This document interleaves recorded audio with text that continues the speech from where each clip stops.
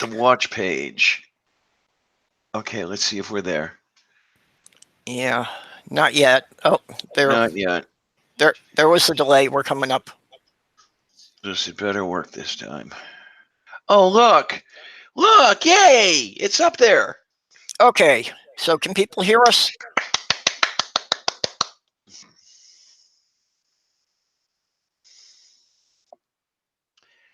We are indeed live or alive or some shit like that. I have no freaking idea. Hi, kids. How you doing?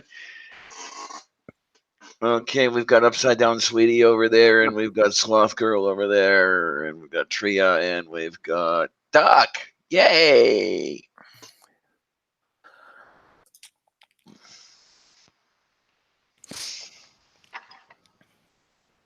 And I am, hey, Terry. And I'm sitting here with my boxed potatoes, finally having something to eat today.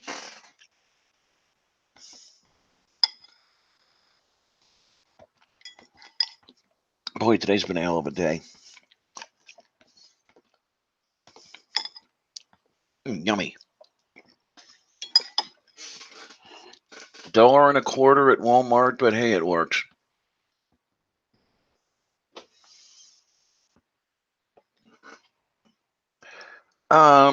Yeah, as a matter of fact, it is au gratin.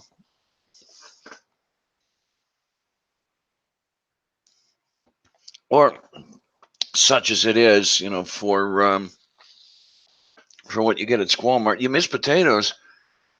What, you don't have any, or you can't have any, or what do we have going on over here?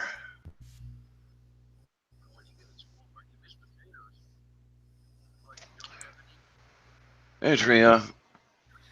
Hey, How you doing?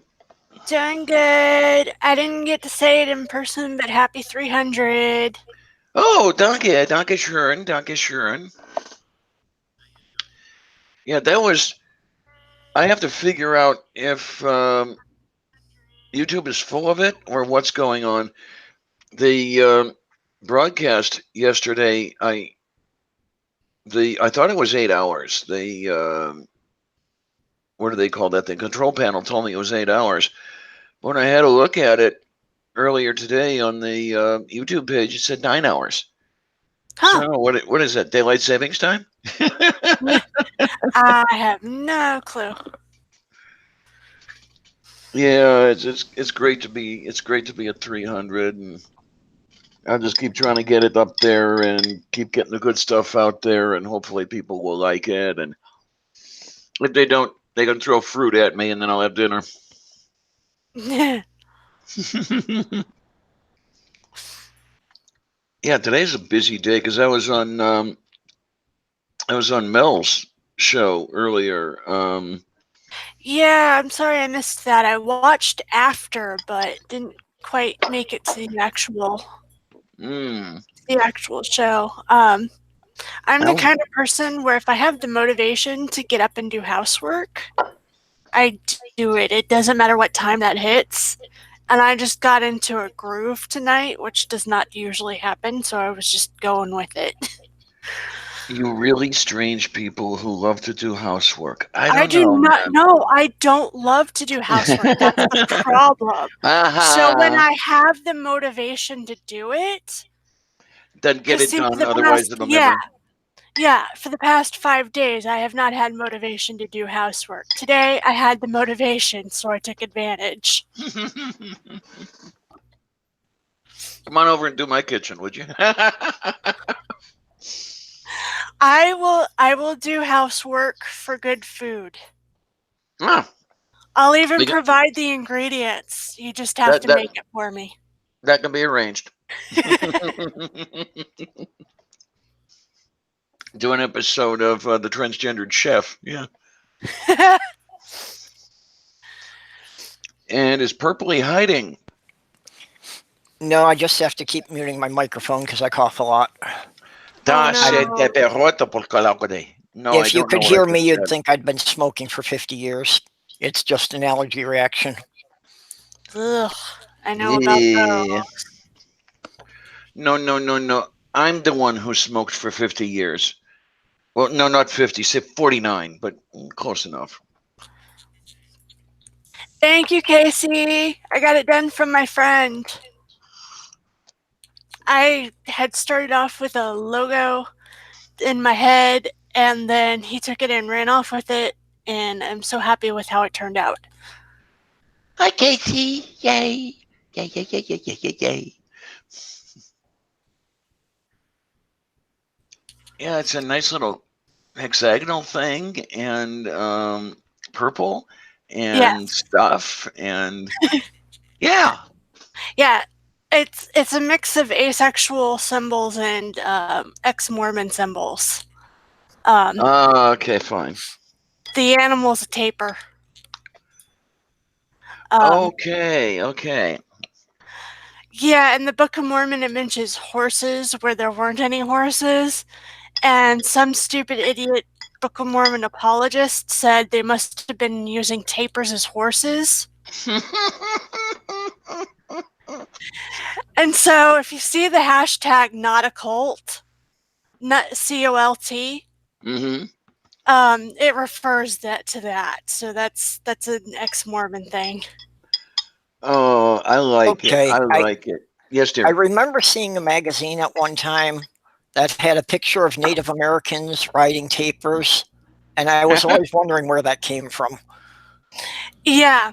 Oh, and our conversation earlier on another stream, Purple, seriously, don't start with the Book of Mormon. Go for the Pearl of Great Price. They push the Book of Mormon because it's the closest to what other Christians are, so it's considered like the least problematic of all of the Mormon scriptures. But seriously, go to the Pearl of Great Price, then do the Doctrine and Covenants, and then if you're still interested in the Book of Mormon, do it. But Book of Mormon, essentially anything you need to know from there that deals with Mormonism, you can kind of go and read in like a Cliff Notes or something. Okay. Just might try that. Now, I've got a Book of Mormon around here. I've been meaning to read it for something like 20 years and never got around to it. I might have a spare triple combo that I can send somebody. I just have to find one that's not attached to anybody. I'm not giving mine away because I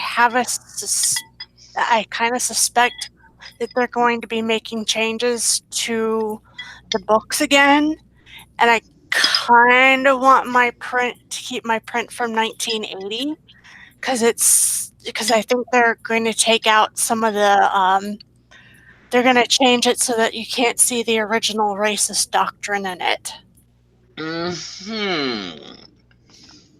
Oh, what fun is that? Oh, hi, sweetness. Hi, Sloth. Hey, sweetie pie. So, wait a minute.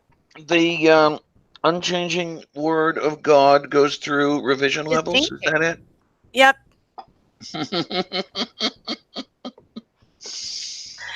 The prophets of God are never wrong, except when they're wrong, and then they were talking as a man, except they never talk as a man, and they're never infallible, but they do. And you're supposed to just go with it. Yay! Lord, I don't know, kids. My only excuse is I was born into it. I didn't know any better. Yeah, that's a good excuse. It really is. I've always wondered about the Christian argument that the Word of God is unchanging when there are verses in the God that specifically say God changed his mind. Yeah. Yeah. I mean, we only need to go to what is it? I guess the flood story would have some changing of mind, right? Where God regretted making humans. Lot had also the changing of mind because originally Lot said, if I can find somebody to save, will you save the city?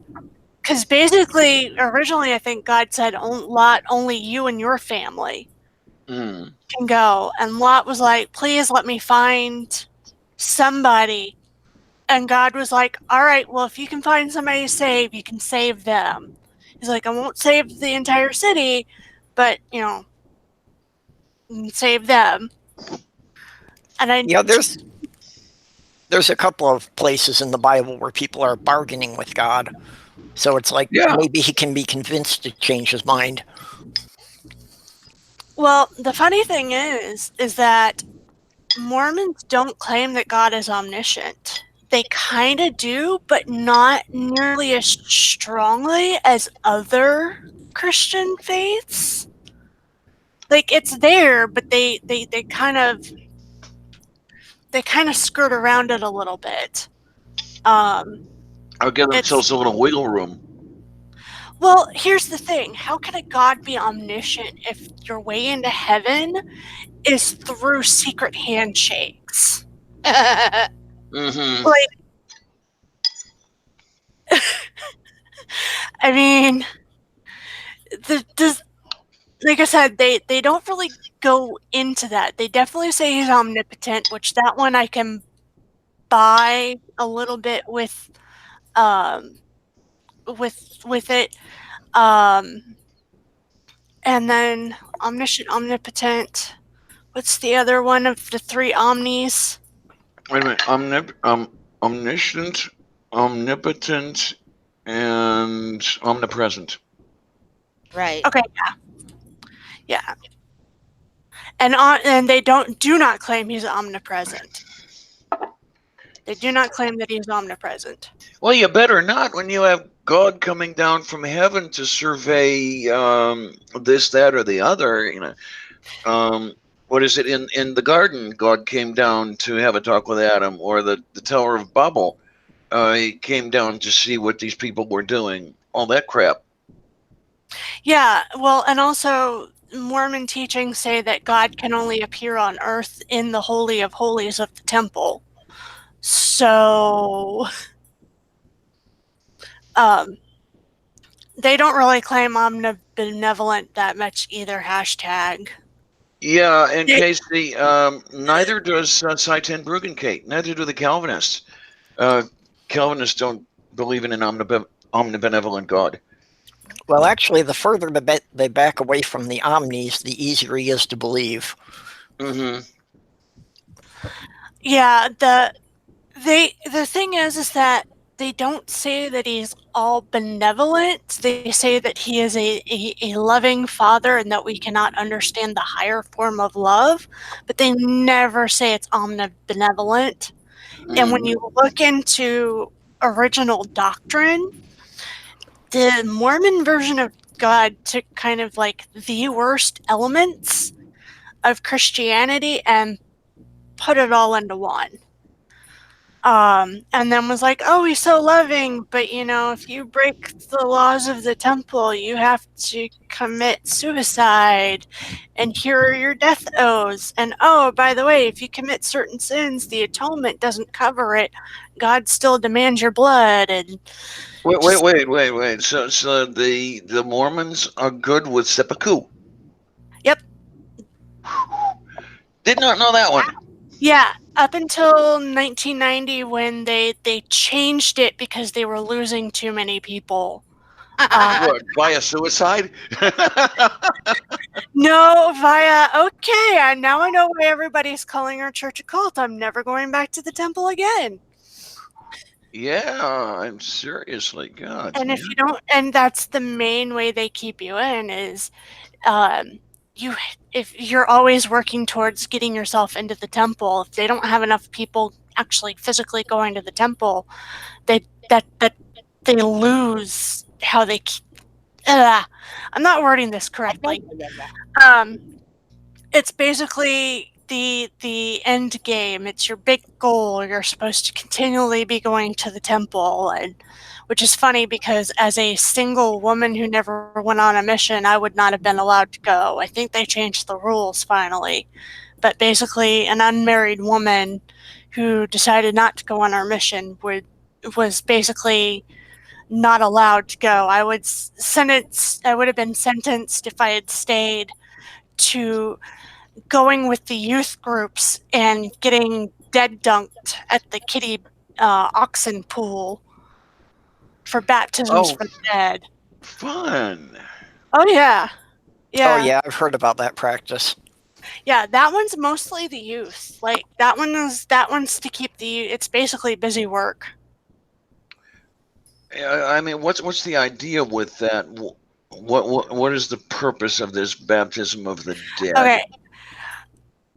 I don't know what the original purpose was. It's kind of not something that we know, but Joseph Smith basically came up with this thing, and I'll be going over it at some point, some way, either in written form or video form, called the Plan of Salvation. And you have the premortal existence, which has an entire bit of lore and history behind it. Then you have your earth life, and your earth life, in order for you to get to the top tier of heaven, there's 3 tiers of heaven. In order for you to get to the top tier, you have to have all 4 ordinances, which are baptism, confirmation of the Holy Ghost. It's called something else in church, but I've forgotten.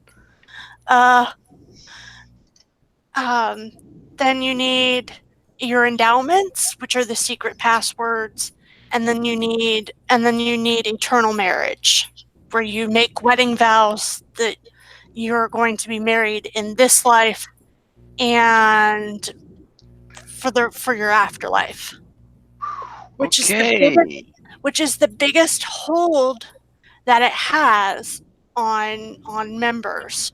And one of the reasons why I don't think my dad will ever admit the church is false is because then he would have to admit that his wedding vows to be together for time and all eternity, as they put it, are false too. And so he still believes he's married to my mom. Okay. Titty tube. That word is seppuku. It's Japanese. Japanese suicide by disembowelment. Self-disembowelment. Yeah. So the thing with the baptisms for the dead is because Mormons take that as a requirement that you have to do, what they believe is that you have to do baptisms for people who have moved on, so that they have the choice whether or not they want to join Mormonism after the fact.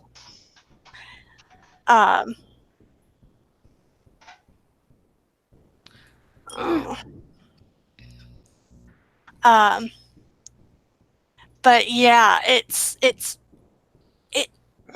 sounded so normal to me growing up, but then I got out and I was like, why would a loving God require all of this? And why can't these people be baptized after the resurrection if they wanted to choose to be in Mormonism? And it came to the realization that it was all basically to keep you busy. It's all to make sure that you're busy, basically. I don't know if it started out that way. I've been trying to learn it more into church history, like the early stuff, because a lot of that is absolutely not told to people. A lot of people have asked me if I learned what I do know from a South Park episode, and I'm like, nope, I don't watch South Park. But I do find it odd that most people learn their church history from a cartoon they're not even allowed to watch. Oh, okay. So the South Park is on the Mormons' forbidden list. Yeah. Okay. It's dirty humor. Basically, it's not PG. Well, yeah, it's an awful lot of fart jokes and the sort. Yeah, it's not PG. I think one of the people on South Park had a direct connection somehow with Mormonism. I don't know if they grew up Mormon or they just. Who was it? I'm trying to remember. No, Isaac Hayes was Scientology, but somebody on there had a connection with Mormonism. Yeah, it was either like a family member or like a best friend, or I don't think they were actually in Mormonism themselves, but I know they have somebody close who they at the very least ask, hey, is this close? Same Oh, with if you ever see the Book of Mormon musical. I haven't actually seen the musical that's on my list, but I have heard the music. And my best friend, who is Catholic, came up to me and said, "Hey, we've been talking about how we were traumatized in different ways by our churches. I heard this and wanted to know how close it was." And Yeah, when you said the proscribed list, like South Park is on the proscribed list there. First thing I thought of was the Catholics, because they actually had in the they had a list of banned books and all that other happy garbage, and in the Catholic Universe Bulletin, which was the newspaper for Roman Catholicism, that whole bit, you'd get every week a list of television programs and movies you weren't supposed to see. Because they were horrible and shit. well, the way that it was set up was, these are your rules.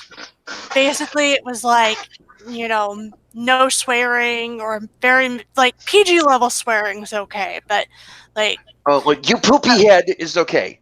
yeah. Okay. Although some Mormons are extremely strict about that. big But doo-doo head.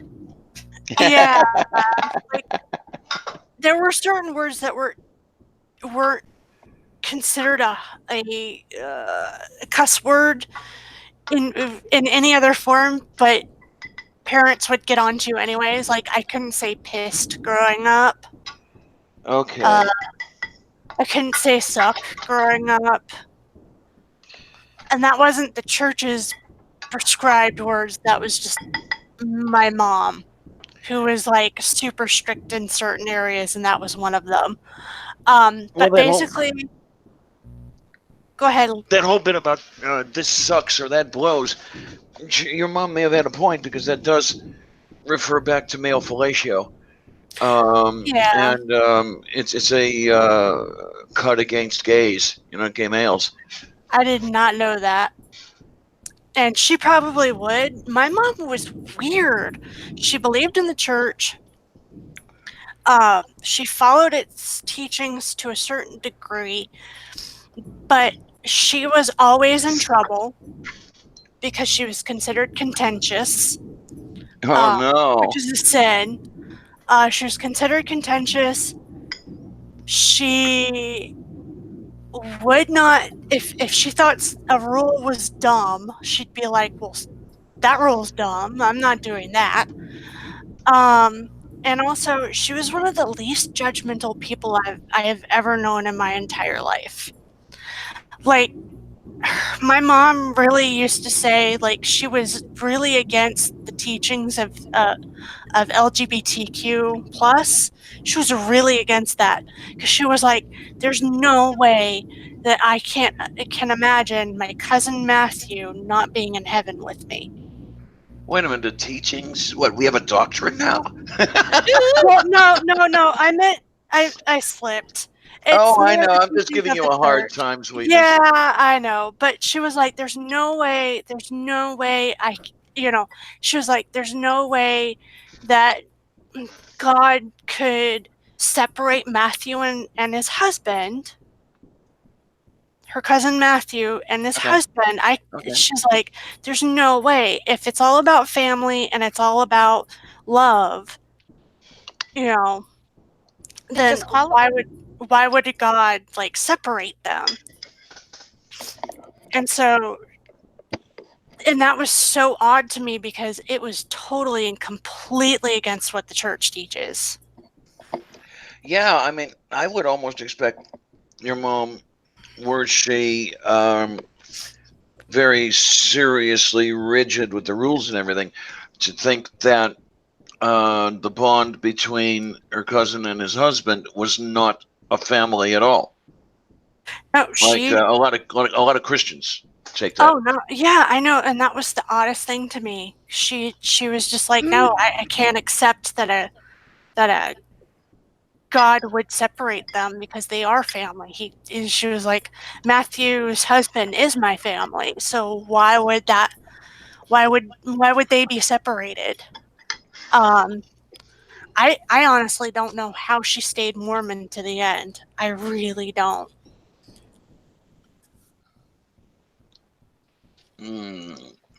Hey, wait a minute here. Doc,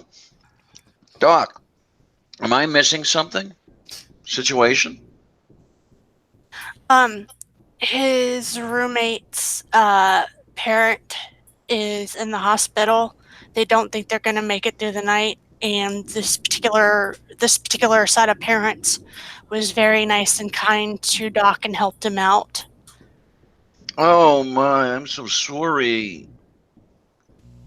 Well, here's hoping for the best that can be had. Yeah, and I didn't catch that earlier, and I made a joke that seems rather in bad taste now. Yeah, Doc and I were talking last night, and he hadn't mentioned anything. So this must be since then. Okay. Yeah, it started. He told us right before the stream started. While Purple was still fiddling. Yeah, well, like I said, I checked the screen like 15 minutes before we were supposed to start, and there were already like 7 people here. Because we love you. Well, I'm just surprised. Actually, on a similar note, looking at my own page, I've only got a bit over 100 subscribers, and our stream from last week says it has 35 views. Ooh, shiny. So that's a pretty high hit ratio. Yes, that's not a bad ratio at all. I mean, if you potatoes, Casey. What's that? Sorry, Diana. Oh, Casey asked what you were eating. I'm eating box. Sylvia. Diana, look behind you. Sylvia. One. Hey, you. Come on, get out. Yeah, Sylvia. We focused on you. My butt. Wow. Is Sylvia talking back? Yeah, she is. Sassy cat. Yeah. Meow, my wife. Yes. She seems determined to get up into the hanging planter. Potatoes au gratin. Out of a box. You're killing me, Diana. You're killing me. I went low carb a couple months back. You're just killing me. No. You're killing me. Yeah, the carbs are cheap. I miss potatoes. It's also been really hard on her because she's Italian, so she's used to pasta for everything. Yeah. Oh. If it's white, I don't eat it. I'm safe then. My fiance used to look at me and just say, "You're so white." And that was both a cultural reference and a skin tone shade. He's so white, he's neon. Except in the summertime. Yeah. In the winter, if I stand in front of a snowbank, you can't see me. Okay. I was about to say, I think Sylvia's at it again, but I'm not 100% sure. Nope. Okay. I'm sorry. We're okay. False alarm. She's behind the shears. Yeah, you ripped up the shears, you little whatever you are. Sure, that's all. Sylvia's doing the I'm so cute, mother. Don't you love me? But Mom. Yeah, I love you with a cheese sauce. She's the good kitty. She's always the good kitty. I heard the absolute worst clues on Jeopardy today. Oh no! One of the categories was about cheese. What kind of pizza likes jazz musicians? Wait a minute. What kind of pizza likes jazz musicians? Excuse me. Sorry. It's got to be something to do with blue cheese. No, mozzarella Fitzgerald. Oh. Oh. Yeah. What kind of cheese? What kind of cheese likes what? Gunslinging lawmen or masked gunslinging lawmen? The Provolone Ranger. Ow, ow, ow, ow, I ow, know. ow, ow, ow. Said it was So awful. that's one of those before and after things. Okay, yeah. It was so awful. It was Gouda. Oh no. And then there's the little one eating up the potatoes. Yeah, she'll eat it as long as I'm eating it. She wants it. There is no human food. It's all kitty food. No, I tell you, There's a big distinction in my house because Elmer's not allowed any human food. what, little one, you like all the human food? How about I make you a peanut butter and garlic sandwich?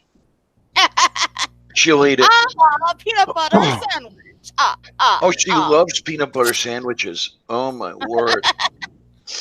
And she'll even eat them with the garlic on there. I'll tell you, the cat's as crazy as I am. Mine likes the pita bread that I buy from the Iranian store down the street. Oh. I don't know why. He doesn't care for the yogurt, which is a milk product, but he loves whatever's on the pita bread. And if I watch him, he will lick at it and make himself sick. It's probably because most cats are lactose intolerant. Right. He likes other dairy. He really likes the smell of other dairy. It's just the yogurt that I usually get with it. Whenever I have yogurt, I have to share with Sammy-san. Okay. I bet you it's a good authentic yogurt though. It's got a bit of a stink to it. Yeah, I get it's called labana, and I don't really like yogurt on that much, but I will smear that all over the pita bread and just eat it like crack. And I bet you they make authentic tabbouleh too, don't they? I haven't tried to. I have to kind of budget when I go there. I don't really have a lot of money, and a lot of the money gets sunk into the labana and the pita bread. Yeah. And also the spices. Oh, I don't get turmeric from anywhere else. And they have a shawarma mix that is just to die for. Oh, you're killing me. You're killing me. An important reminder from Casey there that if you give animals peanut butter, make sure it doesn't have the xylitol in it. Right. Because that can be toxic for cats and dogs. Okay. A lot of them are putting in the artificial sweeteners now to cut down on the calories and cut down on the sugar. So they'll put in xylitol, and that is very toxic. Okay, I haven't had peanut butter here in quite a while, so excuse me, please. I'm not sure when they started putting the xylitol in. I don't know, but they've been. I have been having trouble finding because I'm supposed to give Elmer Benadryl every once in a while, and I can't find Benadryl to give him. Walmart in the form. No, Walmart. The Walmart brand has xylitol in it now. In what form? Liquid. You can because the pill is once you cut it down to the size that he's supposed to take it, it's almost impossible to pop that tiny ass little pill in the back of his mouth. Tell me about it. We drugged my cat the other day.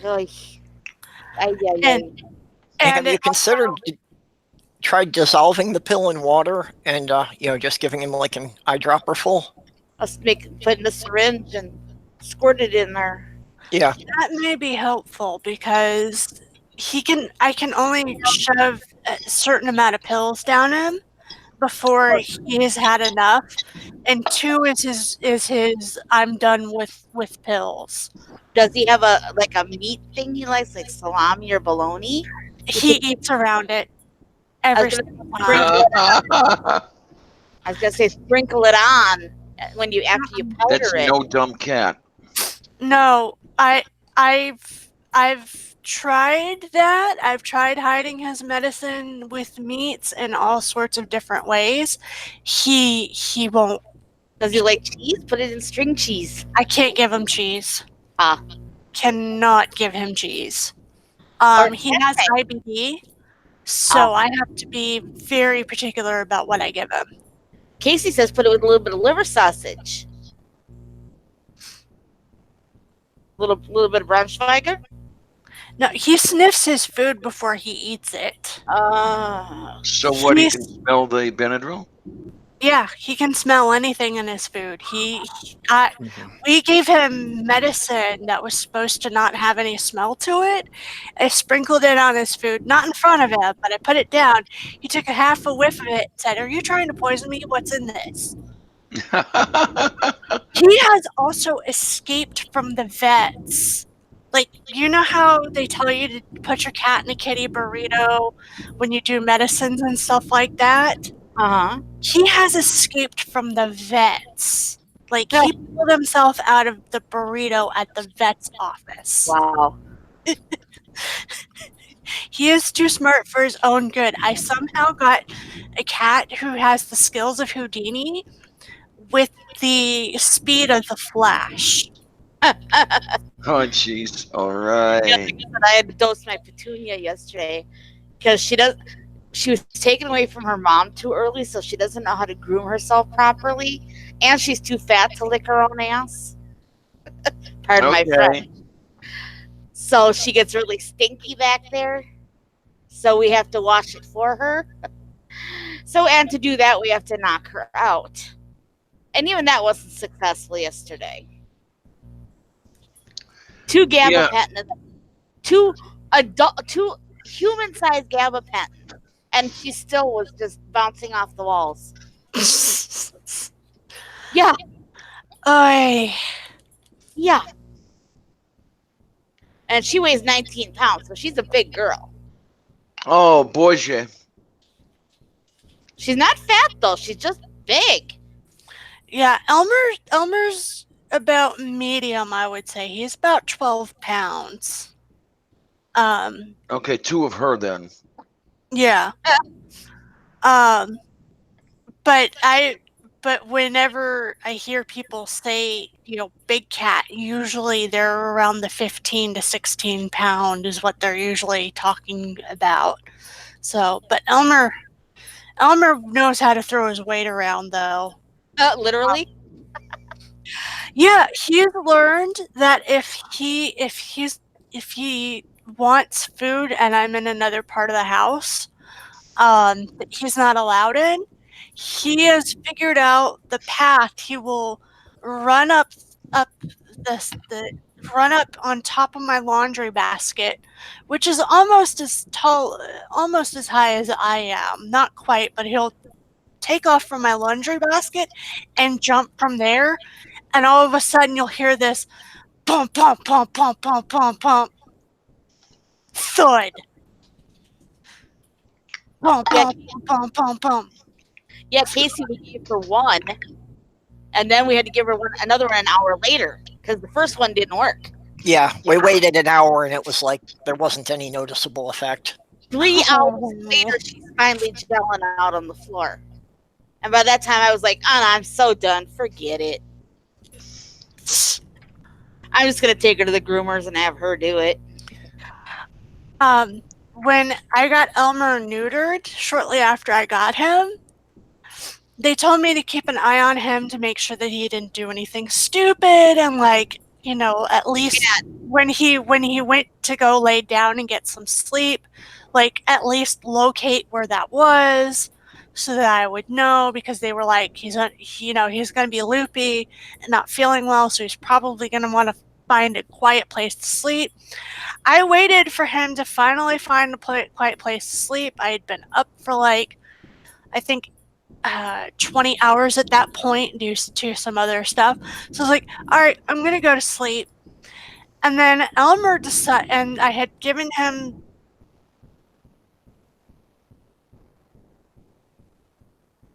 Uh-oh. You kind of disappeared. Okay. Whew, I thought it was me.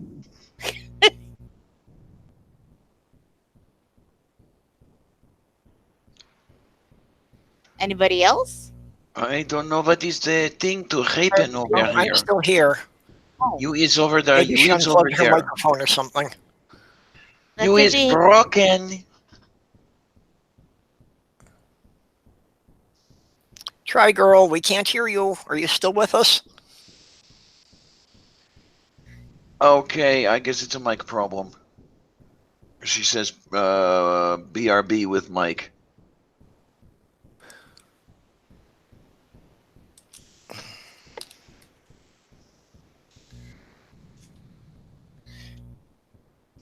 Yeah, TV tube. That's what they gave me the first time I had to take my cat to the vet. Is they just gave me gabapentin, and it works for her. So that's what we keep giving to her.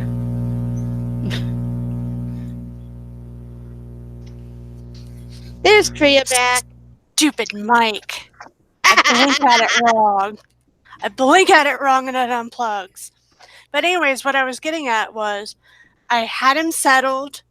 I had given him his pain medicines a couple hours before, and then I went to lie down because I was like, okay, he's asleep. I know where he landed. Everything's okay. I get 3/4 of the way to sleep, and all of a sudden I have row, row, row, row, wow. I'll get even with you for cutting my nuts off.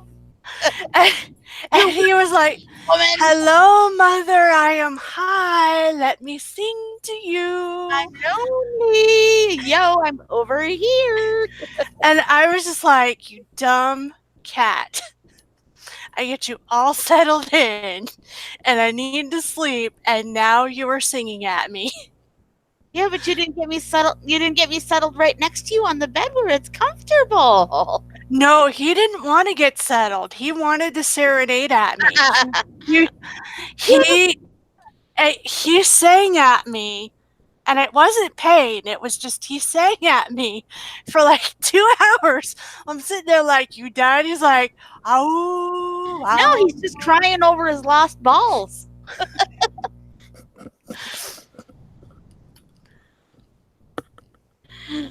I can't go out. Brian has a cool zoo over there. Yeah. Yeah, Brian Stevens talking about his collection of desert friends. Where? Gophers, tortoises in the yard, and an owl who comes by at night to hunt for my clothesline pole. Hey, I just heard my first woodpecker of the year today. Ooh. Yep, the birds are coming back. Saw my first robin the other day. Still haven't seen Batman though. Okay. I saw the first robin last week, but it was frozen to the sidewalk.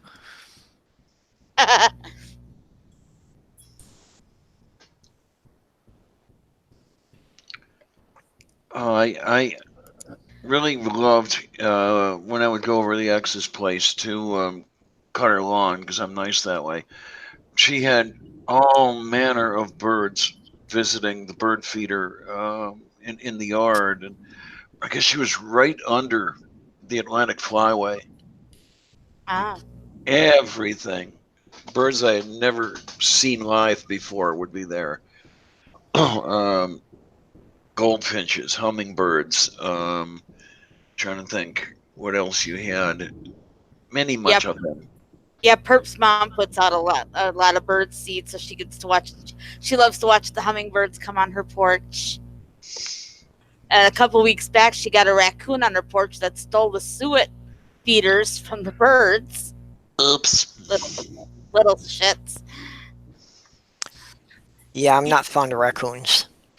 We can't have a bird feeder out here. The squirrels get attracted to it, and then they start eating the wires underneath the car. So now, here's what I'm wondering: if they get if the squirrels get attracted to the bird feeders, have you considered ringing it with claymores? oh, jeez. Grease the pole. It's hilarious when they try to get up there. Sylvia, get down. They don't. Oh my! Yeah, I see her in the kitchen now. She's on the. She heard better. The problem with that is they jump from the tree and go from the top down. Yeah. Okay. They don't climb up. We have a tree in our front yard, and they're pretty much no matter where I put it in the yard, they can jump from a tree. I saw a documentary a few years ago that they were trying to. Part of what they were doing was testing to see which were smarter, the crows or the squirrels. Oh, wait a minute. This sounds familiar. So they were constructing these elaborate obstacle courses that the squirrels had to go through and like trip levers in the right sequence to get things to slide in that in order to get to the bird feeder. It sounds very And familiar. at the end of the show, they still hadn't figured out which one was smarter because they had the obstacle course up to like 26 steps, and both of them were still getting through it. After a actually week or on so, they'd YouTube. learn how to do it. It's actually on YouTube. Look up squirrel obstacle course. It's hilarious. That's where I think I had seen it, is on YouTube. Yeah. And wow. It's, yeah, definite. I need to lose weight. Anyway. Yeah, it's amazing how much they can figure out. You know, that animals are a lot smarter than people give them credit for. Yeah. Well, animals are a lot smarter than a lot of people I know. Kent Well, there's Hovind? that too. Most of my neighbors. Yeah, I'd say Elmer's smarter than some people I've met. He's not the most brilliant cat in the world, but like I said, he's an escape artist. It only took him, I think, when I moved my bed from one side of the room to the other, it took him only about half a day to figure out that if he leapt from the bed, he was only about 2 or 3 steps towards the open door. Yeah, and this was right after I was told that I was supposed to quarantine him in one room so that he wouldn't get into stuff he wasn't supposed to get into, and then try to make the rest of the house accessible to him. And he kept trying to run out towards our front door and lick at the door. The problem with him licking at the door was he was picking up paint chips while he was licking. Yeah. So basically I have it set up to where he's allowed in the back of the house, because I have all of that under control. I have it safe for him. He's not allowed near the front of the house. I was going to ask why he's only allowed in certain places. Now Yeah. I know. He eats dust bunnies. He will lick at paint. If it's chipped. He also had this weird obsession with the kitchen door. I don't know if it was because there's more stuff to smell back there, but he would sit at the back door obsessed, which would stress him out for some reason. Well, the birds there. No, birds don't stress him out. I'm wondering if it was the trash pandas. It could be the trash pandas. Yeah, even if he could just smell them. Yeah. Because I open the window every day, and that makes him happy. He does yell at the birds, but it doesn't seem to stress him. It just seems to make him, like, it's kind of a energy release for him and keeps him from being bored. Because when Dad is home, I can't really let Elmer out because Elmer will race into my dad's room, and Dad doesn't really like him in there because he forgets, and then Elmer gets stuck. Oops. Yeah. Has anyone seen the new commercial on TV about the woo-woos? I think we gotta move.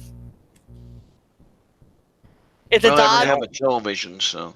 Oh, it's two dogs in the house, and an ambulance goes by, and not the woo-woos again, not the woo-woos. I think we gotta move. It's hilarious. Oh, jeez. You might put it up on YouTube. You might have to look for it. Wait. TV Tube me says, I had a dog likes the taste of gasoline and ate broken glass. Is that? Ooh. Is it Cerberus? I think that's the name. The 3-headed dog that guarded the Yeah. gate hill. Yeah, Cerberus. Cerberus, yeah. Cerberus, that's it. Yeah. Oh man, birds are smart. One of the birds that I knew, one of my best friends in high school, they trained the dog's commands. They had a dog and a bird. They trained the dog in front of the parrot. The parrot learned all the dog commands and would make the dog race around doing all the commands. You know, they He'd may be not like, have actually, fetch, boy, fetch, fetch. they may not have actually have intended to do that. Parrots are just a repetition thing. If they hear it enough, they're just gonna pick it up. Yep. Yeah. So they Yeah, may but have not done it intentionally, and now they're like, even if it wasn't intentional, that poor dog. well, you know what a 500-pound parrot says? Oh, I want a cracker now. Yeah, Rottweilers are harder to deal with than people realize because they will eat anything with their puppies. If you don't train them out of it, like if you do not hardcore train them out of it, it'll continue into their adulthood. Okay, so they'll eat shoes, they'll eat umbrellas, the neighbor kids. Yeah. Okay. Yeah. Well, when I was living with my boyfriend, some of our roommates, they'd gotten a Rottweiler puppy because it was adorable and cute and needed a home. And the Rottweiler puppy would often jump the gate, go into the kitchen, pull stuff off of the counter, and then try to eat it. And then when they tried to put everything out of his reach, he was just like, oh, well, I'll just jump up on the counter and like get into the cabinets and everything. And and every time we tried to prevent him from getting into something, he'd just find something else to get into. So finally, our roommates were like, we found a new home for him, one that's dealt with Rottweilers, has experience, and going to take care of the puppy because we can't. Well, for one thing, they picked the 3 wrong reasons to get an animal. Because it's cute, because it's fluffy, and it needs a good home. Yeah, and they knew pretty quickly after they'd gotten it that was not for them, but they didn't just turn around and like drop the Rottweiler off. They were like, all right, we got to find somebody with experience with this. I also think that, because Casey did make a point about boredom, those two were working so much. I think that also had part to play in it. Because the other 2 dogs in the house were pretty laid back and dealt well with the long hours that everybody had, but the Rottie was not happy. Well, Rotties are very energetic animals. You can't get them if you're not going to spend time with them every day, exercising, tiring them out, basically. Yeah. And I'm extremely careful with the pets we get in our house, because in our house, if the cat is the kind of cat that likes to knock things over and like doesn't listen, that stresses Amber out, and it's like, yeah, no, we're not getting a high-strung kitty. Mine plays, but he is also super snuggly. So if I'm not up for snuggles, he'll go to Amber, and Amber just gets a kick out of that. Yeah, I actually took a quiz once, Casey. Just one of those magazine ones. Is what kind of dog should you own? I got a Basset Hound. Very low energy dog. Well, like, that's one of the. I'm like, no. That's one of the advantage of getting adult dogs from a shelter. At least you know more about their disposition, rather than with puppies, you're never sure what you're getting. Yeah, no, we don't do puppies or kittens here. Get an older cat, they told me. It'll be great, they told me. Yeah, right. My cat's psycho. This- She's got mental issues. She really does. Yeah, it's pretty clear she was abused before. My cat was fucked up before. She did. She must have not had a good owner who ignored her. Yeah. If But her as body- time goes on, she is mellowing. she's getting better. It's been 2 years. I'm not threatening to take her back to the shelter every day now, at least. Usually only once a week. Yeah, I wish I'd known about Elmer's health issues. That's the only regret I have about taking Yeah. Elmer in. But at the same token, this cat is practically an emotional support animal and Right. is one of the most affectionate pets I have ever been around in my life. So, And I won't say that Elmer's any better than mine, but mine's got psychological issues. She's messed up in the head. he does not have psychological issues. He's, well, except for one which I don't know how to fix. But it's basically if it gets windy enough outside during a rainstorm, he does freak out. But that one has nothing to do with anything anybody's done. A couple of years ago, we had a pretty big storm come through. I believe it was Irma that did it, and it knocked over our oak tree. And our oak tree, the limbs that we lost, we didn't lose the trunk, but the limbs that were lost off that oak tree were big enough to fill our front yard, Mhm. cross the street, and cross a good portion of our neighbor's yard. And Wow. that fell in the middle of the storm. And every time it gets windy during a rainstorm, Elmer wants out of my room ASAP.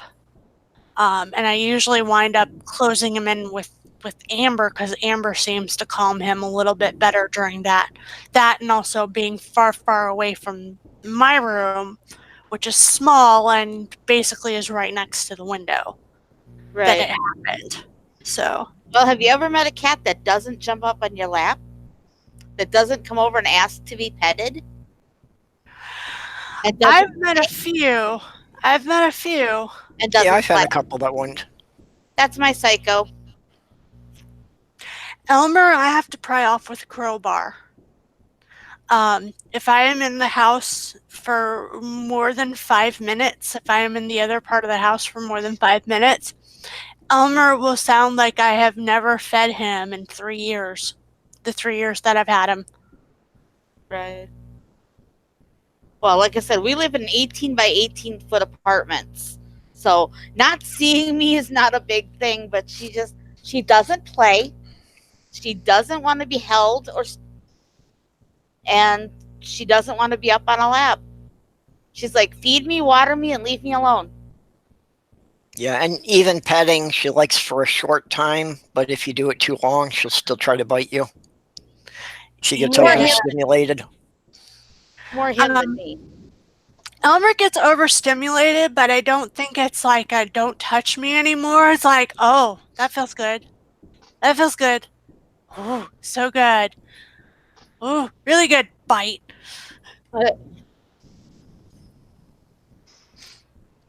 Casey was saying that you can buy shirts that'll like hug them during thunderstorms. And I have heard about those. Undershirts. They make them for dogs and they make them for cats. Yeah. I It's just thank getting you, them to Casey. put them on. I will. I can't get them right now because right now I got shorted the pay period. Oh, But I definitely before it gets around this summer because I've been hearing the reports and apparently as fun as it was a couple of summers ago, it's going to be even more fun this year. Oh boy. Hi, Spooky. Yeah.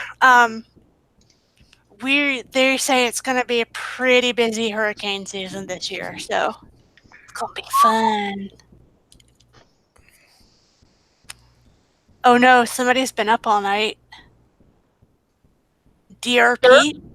Derp. Oh, derp. Derp. Is that how that's pronounced? Oh. Or are That's you what I'm coming up with that? Don't take offense, Derp.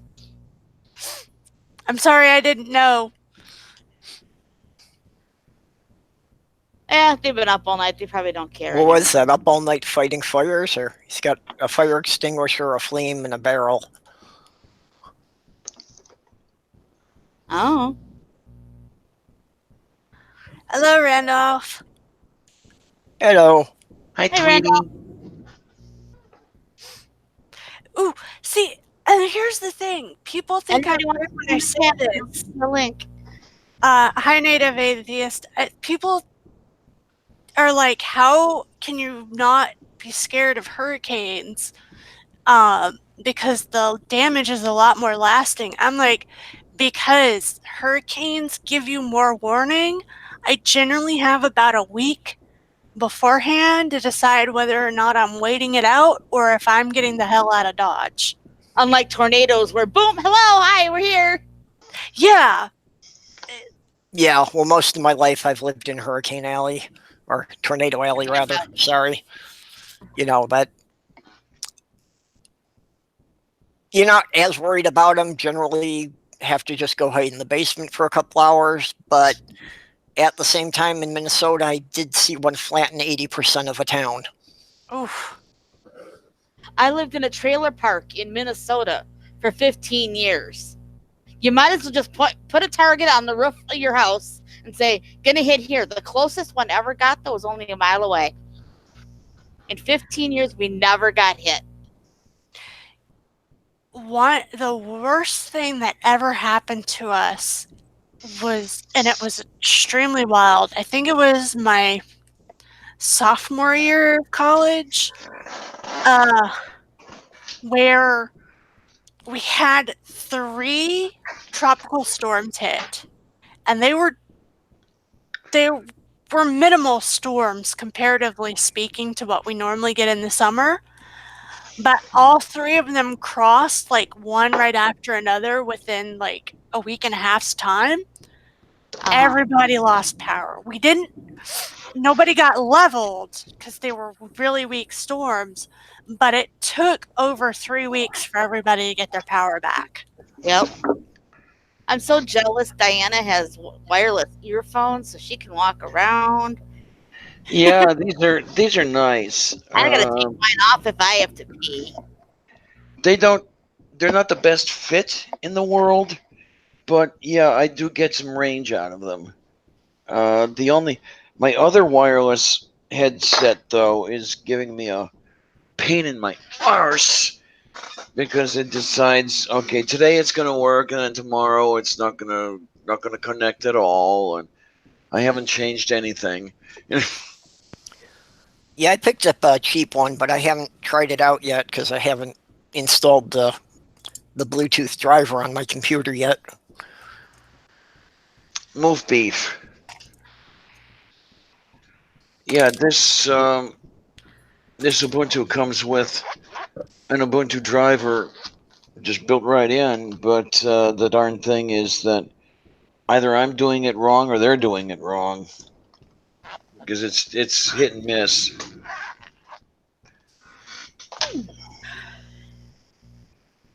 And Diana, Randolph's asking if you have a new bicycle. no, that bicycle I have had since 2015. I bought that when I lived in the place before this one. I was able to use it a lot more because it's not quite as hilly there as it is here. But I had brought it out. I was going to go on the bike to do a whole bunch of errands, and it's a good thing I never did because did some raining that day, and I'm not good with rain on the bike. But I haven't put him away yet. What I'm thinking is, okay, we have the show today. Tomorrow we do not have movie night. That's on Saturday. So maybe if I do it right, I can strap that guy to the front of a bus, go down to the head of a trail near the river, and just bike downtown from there. Get a little exercise. Yeah, this fat broad needs it. Let me tell you. I wish I had a bike. That guy amazed me. I was looking at bikes here, there, and everywhere, and we're looking at like $600, $800, $1,000 for a bicycle. That guy I found at Target for $300, and Wow. he serves me well. I'm okay. I had to replace both inner tubes right away, but that was nothing. That was $20 for the two tubes. Yeah, I did have to tune the transmission. The derailleur, because Yeah. it would not find the highest gear and it wouldn't find the lowest gear. Oh. So I had to sit there with a screwdriver for an hour and get that going. Other than that, it was fine. And I love being on the bike. I loved being able to go just about anywhere I wanted to go, whenever I wanted to go. He's my personal transportation. Right. I can't afford a motor vehicle, Right. so yeah, that's the hard part thank about it. Thank goodness Purple and I have one, because there's nothing around here. We got to travel an hour just to go to Walmart. So around here, you kind of have to have a car. Yeah, okay. Sylvia! It's the kittiness. Kitty! You is the cat. It's her royal kittiness. Is you is the kitty. Is you is the cat. Yes, you is the kitty, and you is not fat. I am Dirk totally has insane. nothing. You understand this? What? I was telling Randolph Richardson was saying that a 4-hour episode. So that's nothing. You should have seen Diana's 300 yesterday. It was like 8 hours long. Yeah. I don't think I made it the full 8 hours. I think I crapped out at 6, if I remember right. I went 4. I have to look at that because I looked at the page, my subscriber page, and I have to have another look at it and see what's going on here. Yeah, you just have to be prepared that can happen with Diana. It was like our second episode of this. She ran it out to 7 hours. There you go. The timer that I was using on the show yesterday said it ran just a little over 8 hours. The watch page or my channel page is saying a little over 9. So I don't know what the difference is here. Daylight savings time. Yeah, okay, that'll work. Little Dexedrine there, just get it going an extra hour faster. Hey, Robert. Robert X, hey. Right, and I can't. I'm getting all excited. Oh, really? I know exactly where Brian is talking about. Oh, I see.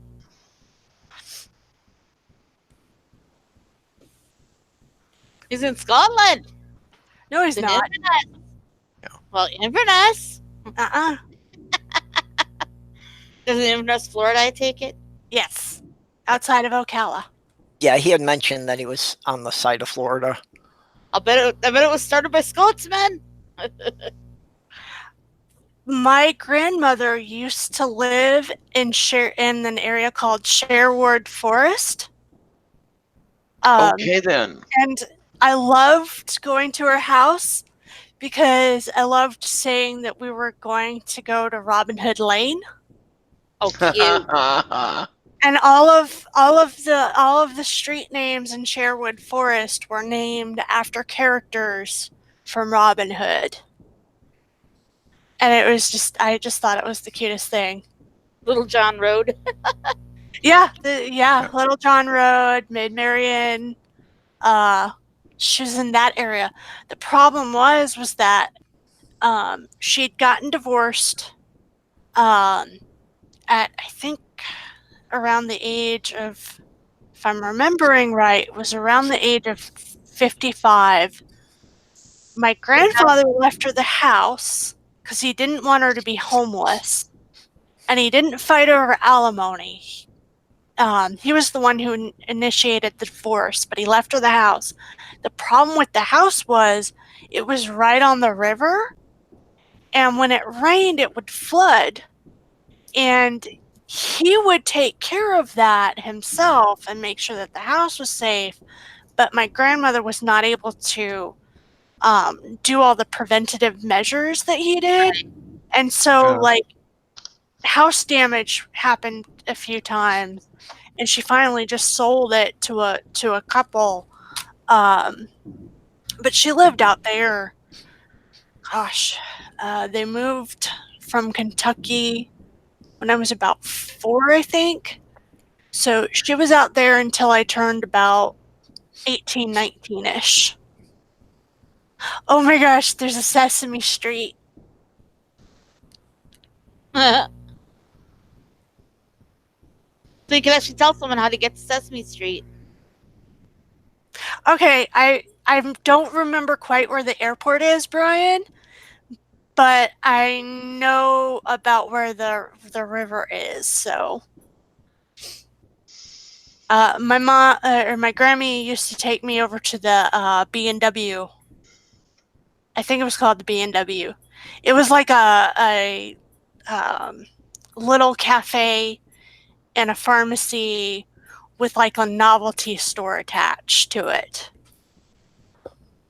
And they made they had the best ice cream sundaes. I would have my Grammy take me there every time. I was 18 years old and like, Grammy, you taking me out for ice cream sundaes? So Randolph, did they tell everyone to walk this way? Okay, fine. Because there's a scene in the next neighborhood called Aerosmith. So they just tell everybody to walk this way. I always wanted to try an ice cream Tuesday, but I never knew where to find one. And Ruby Tuesdays. Night DRP. Night Derp. Dream on. Well, you know why they were called ice cream sundaes. Yeah, it had to do with we thought that soda water was intoxicating, so you made this ice cream treat without the soda water, and that was to be served on a Sunday. Well, the original formula for Coke was addictive. It actually has cocaine in it. I don't know why Coke was addictive. Coca-Cola. Might give you a hint.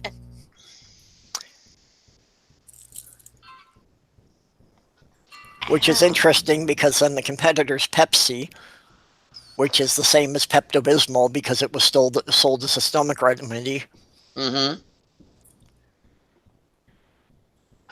I'm trying to remember what the original intended use of Dr. Pepper was, because there was one, but I can't remember what it was. A laxative, because the main flavoring was prune. I think the main flavoring still is prune. It was prune juice. Okay. It's a laxative. No wonder it goes so well with gin. Everything goes good with gin. I had heard people say it was carbonated prune juice, but I didn't know if that was ever true. Okay, so prune juice is not in it anymore? Okay. Yeah, they found some cheaper alternative. Well, I don't know if I'm imagining things, or I remember a tonic water of years and years and years ago, which was much better tasting to me than the tonic water now because it wasn't full of high fructose corn syrup. Am I imagining things? Tonic waters don't have high fructose corn syrup. Tonic waters are basically just quinine, water, and carbonation. There's no sugar in them. Well, that's what I remember as tonic water, but I'll tell you, if I go out and get a 6-pack of Canada Dry Tonic, that stuff is insufferably sweet. Weird. And I Yeah. thought, I've never known it to have sugar in it. let me look on there. Some brands, they may sweeten it to take off the edge. I've never known it to have sugar in it. And that ain't saying I can't be wrong. That's just fine if I am. Yeah. That's what I didn't know beer had high fructose corn syrup in it. Oh, Randolph is saying in the side chat about Coca-Cola considering adding cannabis to their soda since it's legal in Canada. yeah. I've heard rumors about that. I haven't heard it from any official source. Yeah, I looked up Canada Dry Tonic ingredients, and on this one, let's see, Canada Dry Tonic, water, calories, nutrition analysis, and more. We have carbonated water, high fructose corn syrup, citric acid, sodium benzoate, quinine, and natural flavors. Interesting. Look up Schweppes. Yeah, that would be an interesting one. SCHWEPPS. Yeah, I remember that brand. We can still get that here. Okay, carbonated water, high fructose corn syrup, citric acid, Wow. sodium benzoate, quinine, natural flavors. Yeah, What, really? Okay, I was wrong. and I'll admit. this is the damn thing is I liked, and I still do if I could get it, the bitter flavor of quinine water. TV2B is about to go to Canada. Can I put my order in TV Tube Me?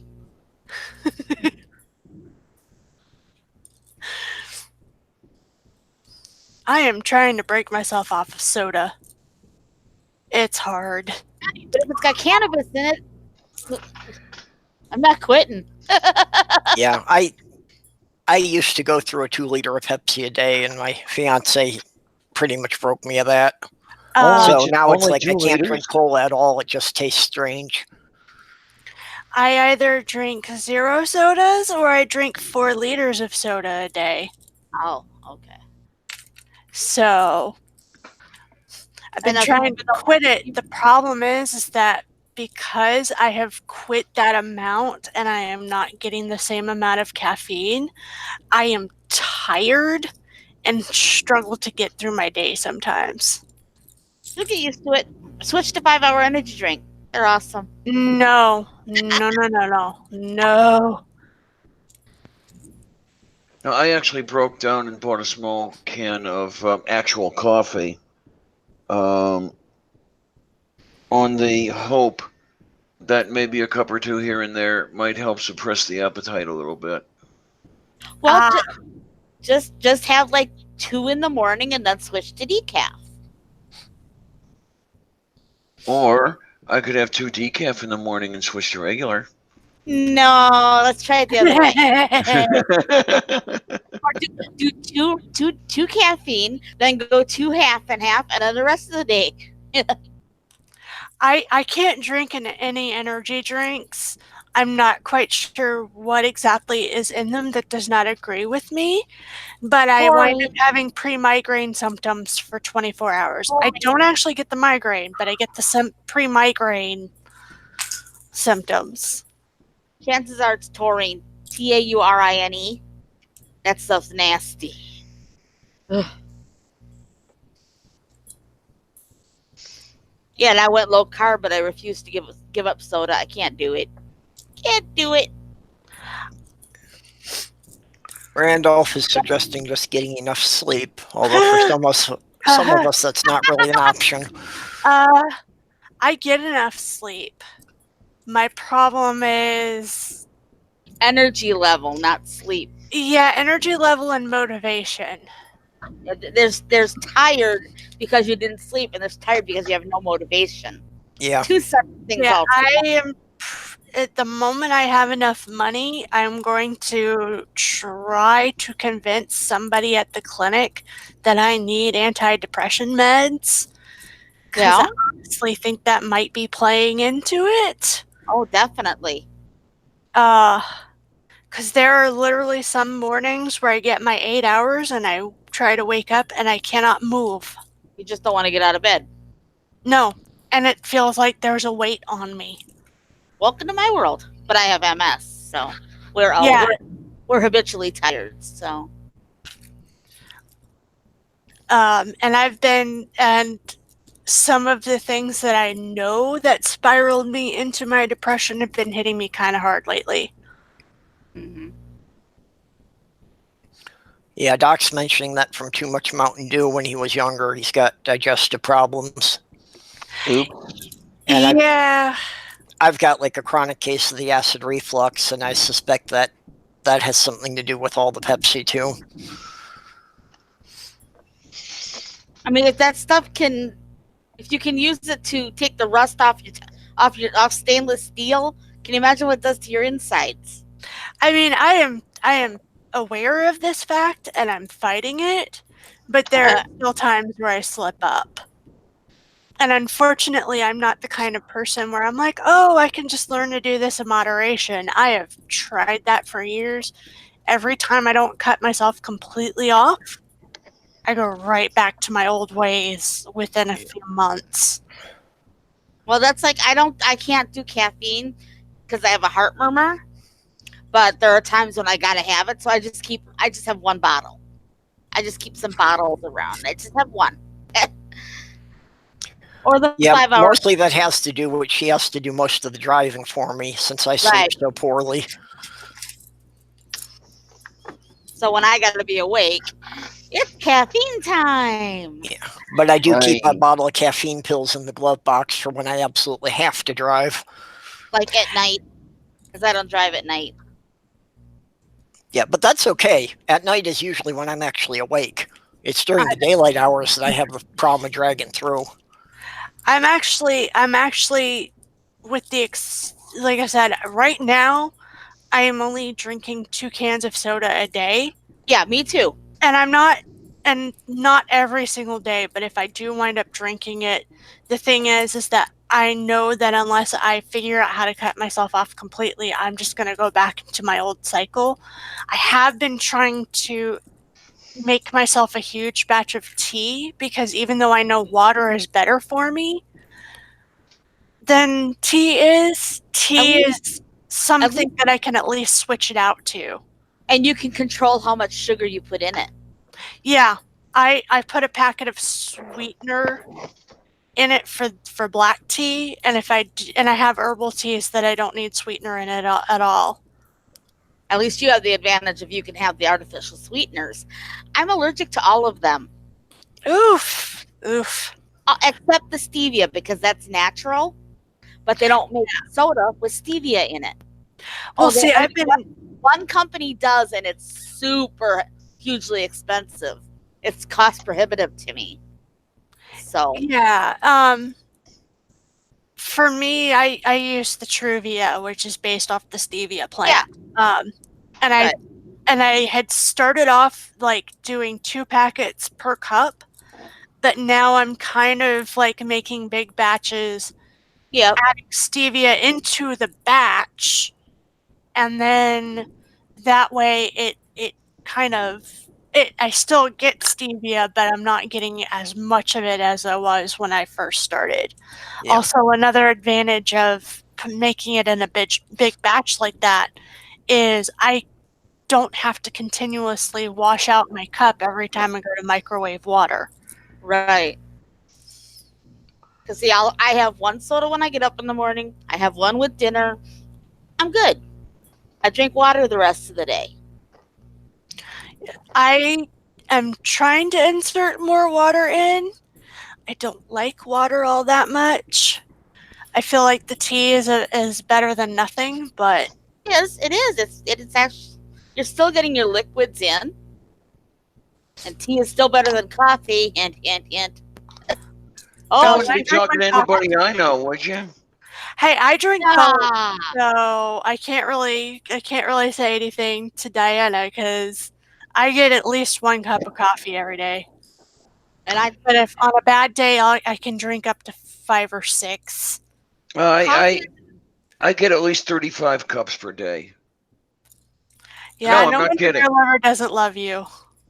coffee Say is an again? acquired taste, and I just haven't had the time to acquire it. No wonder your liver doesn't love you, Diana.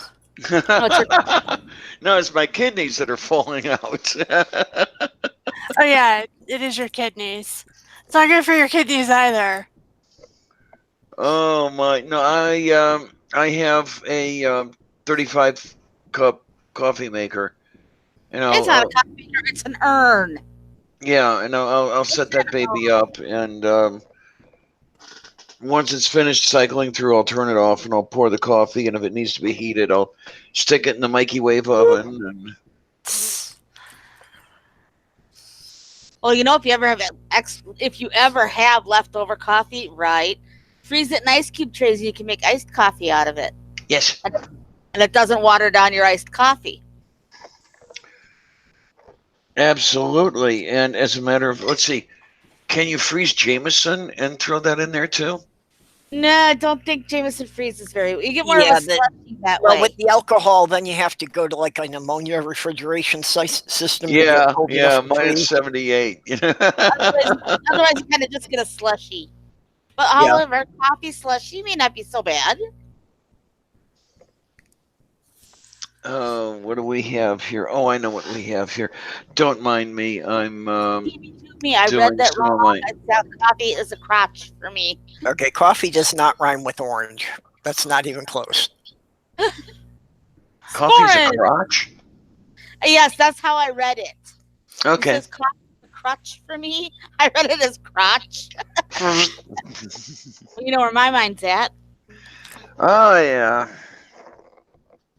Yeah, I go through a couple of quarts of water a day, but I still probably drink 3 or 4 cans of pop on an average day. And he drinks his sweet tea. So sweet. My God. Oh. That's how I love my sweet tea. But Oh. the thing is that I've been off sugared drinks for 5 years now. And so I'm trying not to add sugar in a different way. For me, anytime I'm trying to lose weight, my rule is no liquid calories.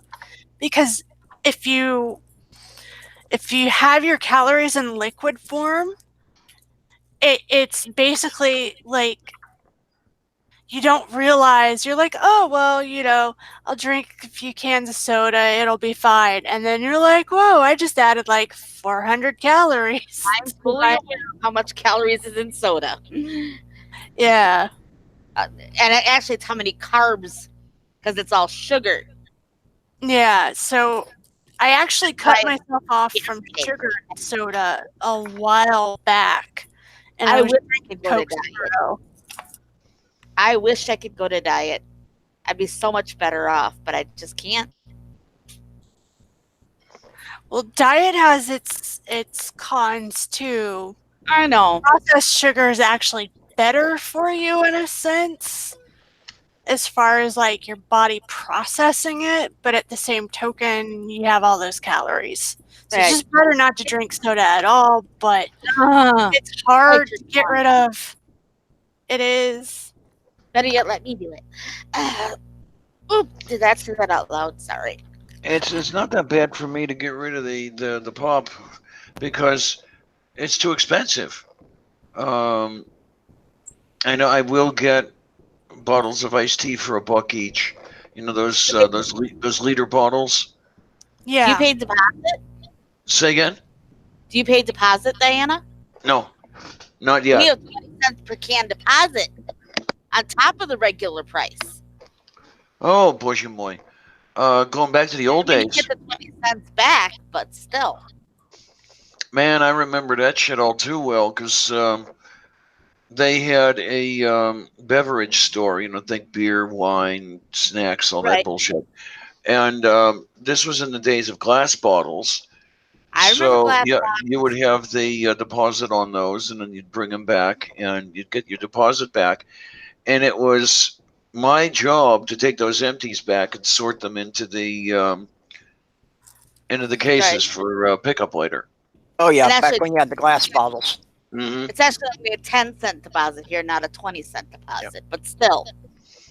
A 12-pack of soda is an extra $1.20. Yeah, the stuff I remember was 2 cents a bottle, but of course that was in like 1966. God, you're old. Yes, I'm old. Oh, I remember that too. I was growing up I- in the 1970s. I'm old enough to remember glass bottles. I Glass remember bottles still in the exist. town that I grew up in, you could actually drive up. We had a distributor. You could drive up and they'd actually, like a drive-through window. They'd bring it out to your car and put it in your car for you. It was the coolest thing. Okay. Okay. Doing my I have so much trouble meditating. And that's back in the day when grape knee high was actually grape knee high. yeah, I always wondered about those though. You put them on the floor and it came midway up your leg. Is that the way it worked? Yeah, figure that one out. It was knee high. Yeah. Yeah, Okay. you complain about my sweet tea, but there's more sugar in the orange soda than I put in the tea. Yeah, but yeah. I guess it's I don't like the taste of tea either. Yeah. So. You know, but I use 1 cup of tea brown for a sugar water. 3-quart pitcher of, or 1 cup of sugar for a 3-quart pitcher of tea.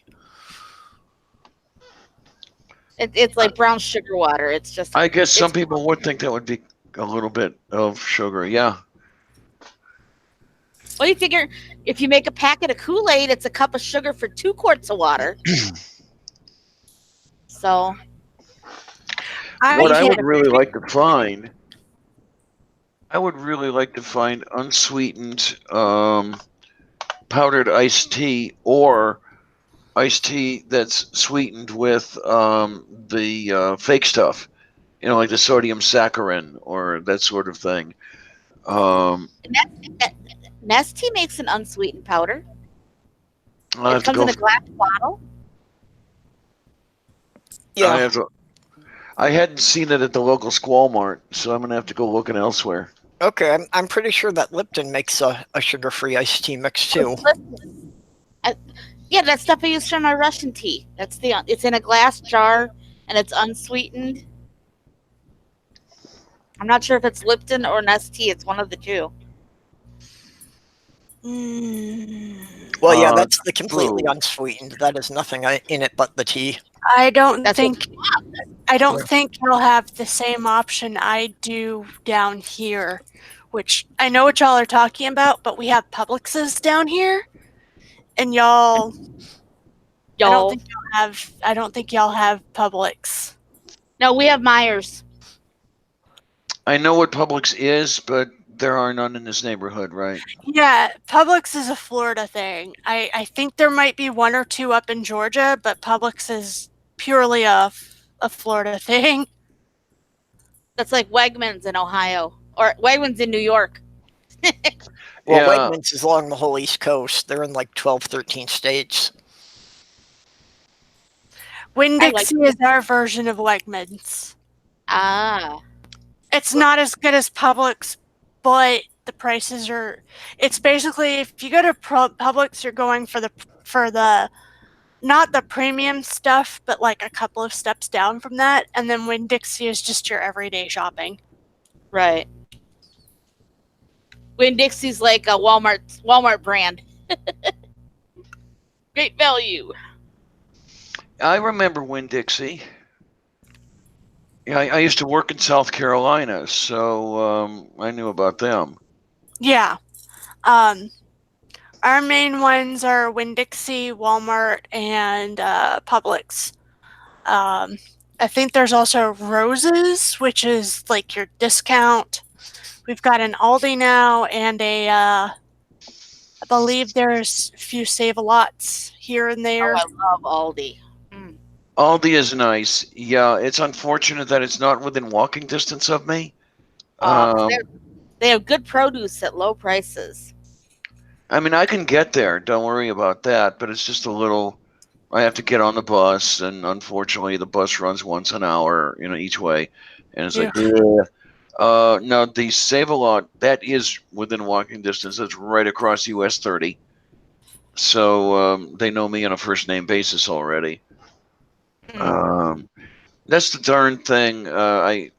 mentioned this to a few other people already. Everybody knows me everywhere. Everybody knows me. It's like cheers. Everybody knows your name. I don't know if I've talked to you guys about this or if it's just other people. For example, when I was moving in here, I was at a Target getting some stuff like curtain rods and stuff, and over my shoulder, I hear, "I know you." And I don't remember going to bed with you lately. What's going on here?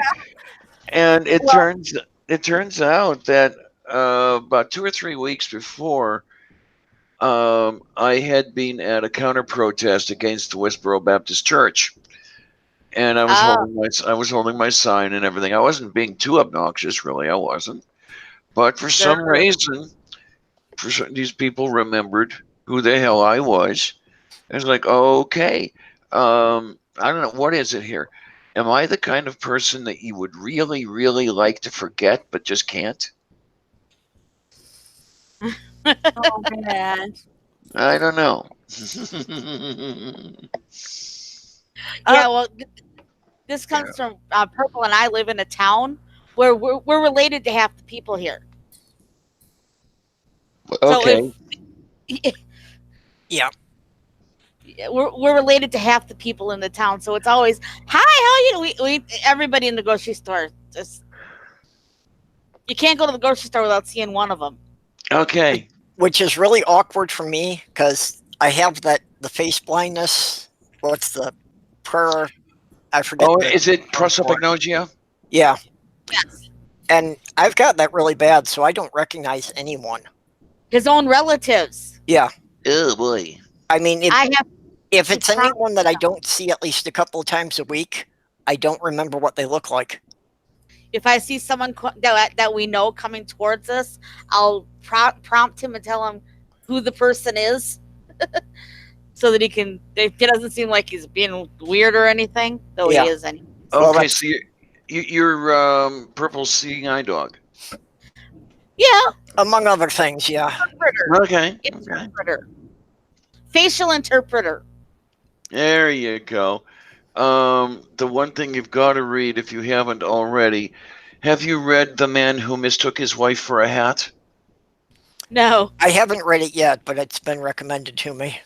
Yeah, the author, Oliver Sacks, was a neurologist, if I remember correctly, and he could spin a wonderful tale, and he would tell the stories of this case history or another case history. There was the prosopagnosia. There was the color blindness in a certain, I think it was a Pacific Island, something like that. Oh, and Awakenings was one of his stories, the one that was adapted to the film. Oh, the one with Robin Williams. Yes, yeah. Yeah. And as a matter of fact, Sachs was a consultant, and he was on set for that. And I remember Robin Williams describing that, and what a wonderful guy he found Oliver Sacks to be. I recently learned that I am colorblind on the green scale. Oh my. Yes. Now, I was always under the misconception that only males could be colorblind. No, that is not true at all. No, males are. That's a misconception. Yes, they are colorblind more often, the way the genetics works, because a female needs a double dose of the X chromosome with the bad allele on it, whereas the male needs only one. So I'm unique. Say again? I'm unique. Yeah, there you go. Yeah, Somewhere along the line, you had two carriers. I have trouble with the dark shades. That anything from like forest green and navy blue to black pretty much all looks the same to me. Which is why he wears white socks. Okay, fine. I keep things simple. Yeah, simple is always good. But see, the trade-off for that is I've got superb night vision. And you get one or the other because the color vision and the night vision it has to do with the ratio of cones to rods in your eye. Mm-hmm. Which is why he drives at night. Because I can't. I'm blind as a bat at night. If I'm not driving in the city with the lights, no. Oh Yeah, man, I'll tell you, I had a hell of a problem when I was driving home from Illinois after the total solar eclipse. A lot of that was at night, and I had not driven at night in ages. And the way the headlights would come at me, it was blinding. I couldn't see for shit. Between that and being tired and everything else, I finally had to pull off the side of the road and sleep in the car because it was just exhausting. Okay, We've Nacho done just that a came few in. times. Nacho's here. He's been here a while. Kinda, sorta. Well, he was, and then he wasn't. Then Yeah, he he was here was. earlier and he went out for a while. Mark Caesar's here too. Hey there, Let's upside leave him down, around. sweetie.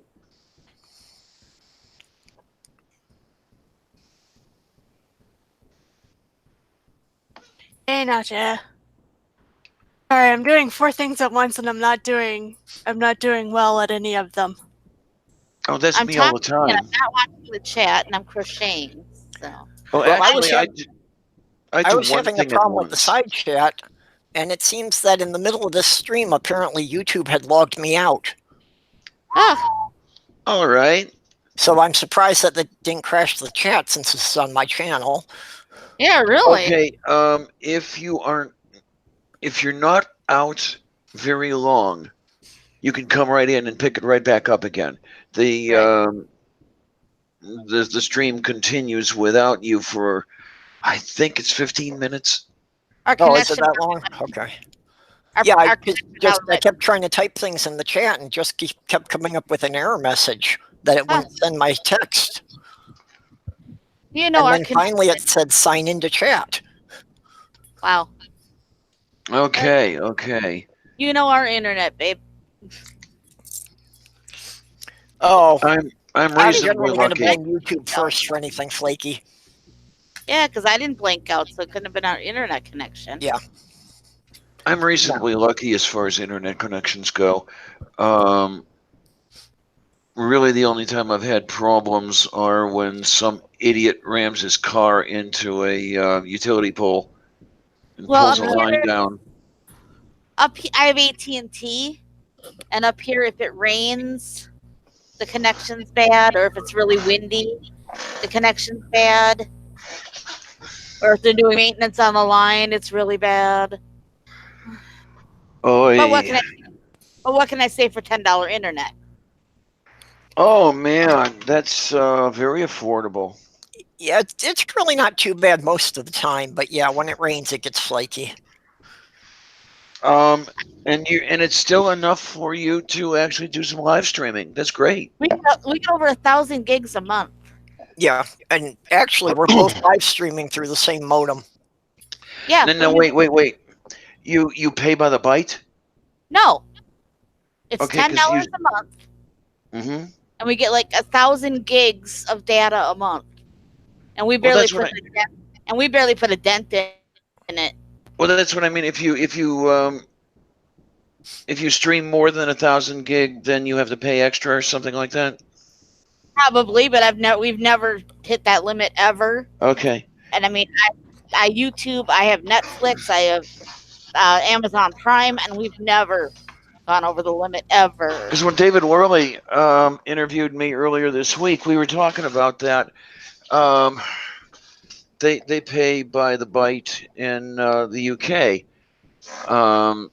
And I can't remember what their rates are. But yeah, I am so happy that I have unlimited for what I pay. Well, of course, I pay $80, but I'm gonna check on that. I'll be back in a minute or two. Okay. What did I just say? I don't know. We have Neither our do I. phone and internet together. We don't use cable. So, but I think our phone and internet together is something like $90. Well, between my Okay. phone and my cable, it's 94. So When I had Verizon, I had telephone and internet, and it was like 95, something like that. Yeah. Yeah, and it's just like it's so expensive to me. See you later, Nacha. Well, anything over $5 is expensive to me. Oh, take care. Take care, sweetness. Well, we just get off cheap because since our apartments have a joined wall, I'm tapping off of her cable. I just drilled a hole through the wall. Yeah. And you're going to fill it with toothpaste when you have to leave, right? Yeah, exactly. He's talented that way. Keep your mouth shut, Clarion.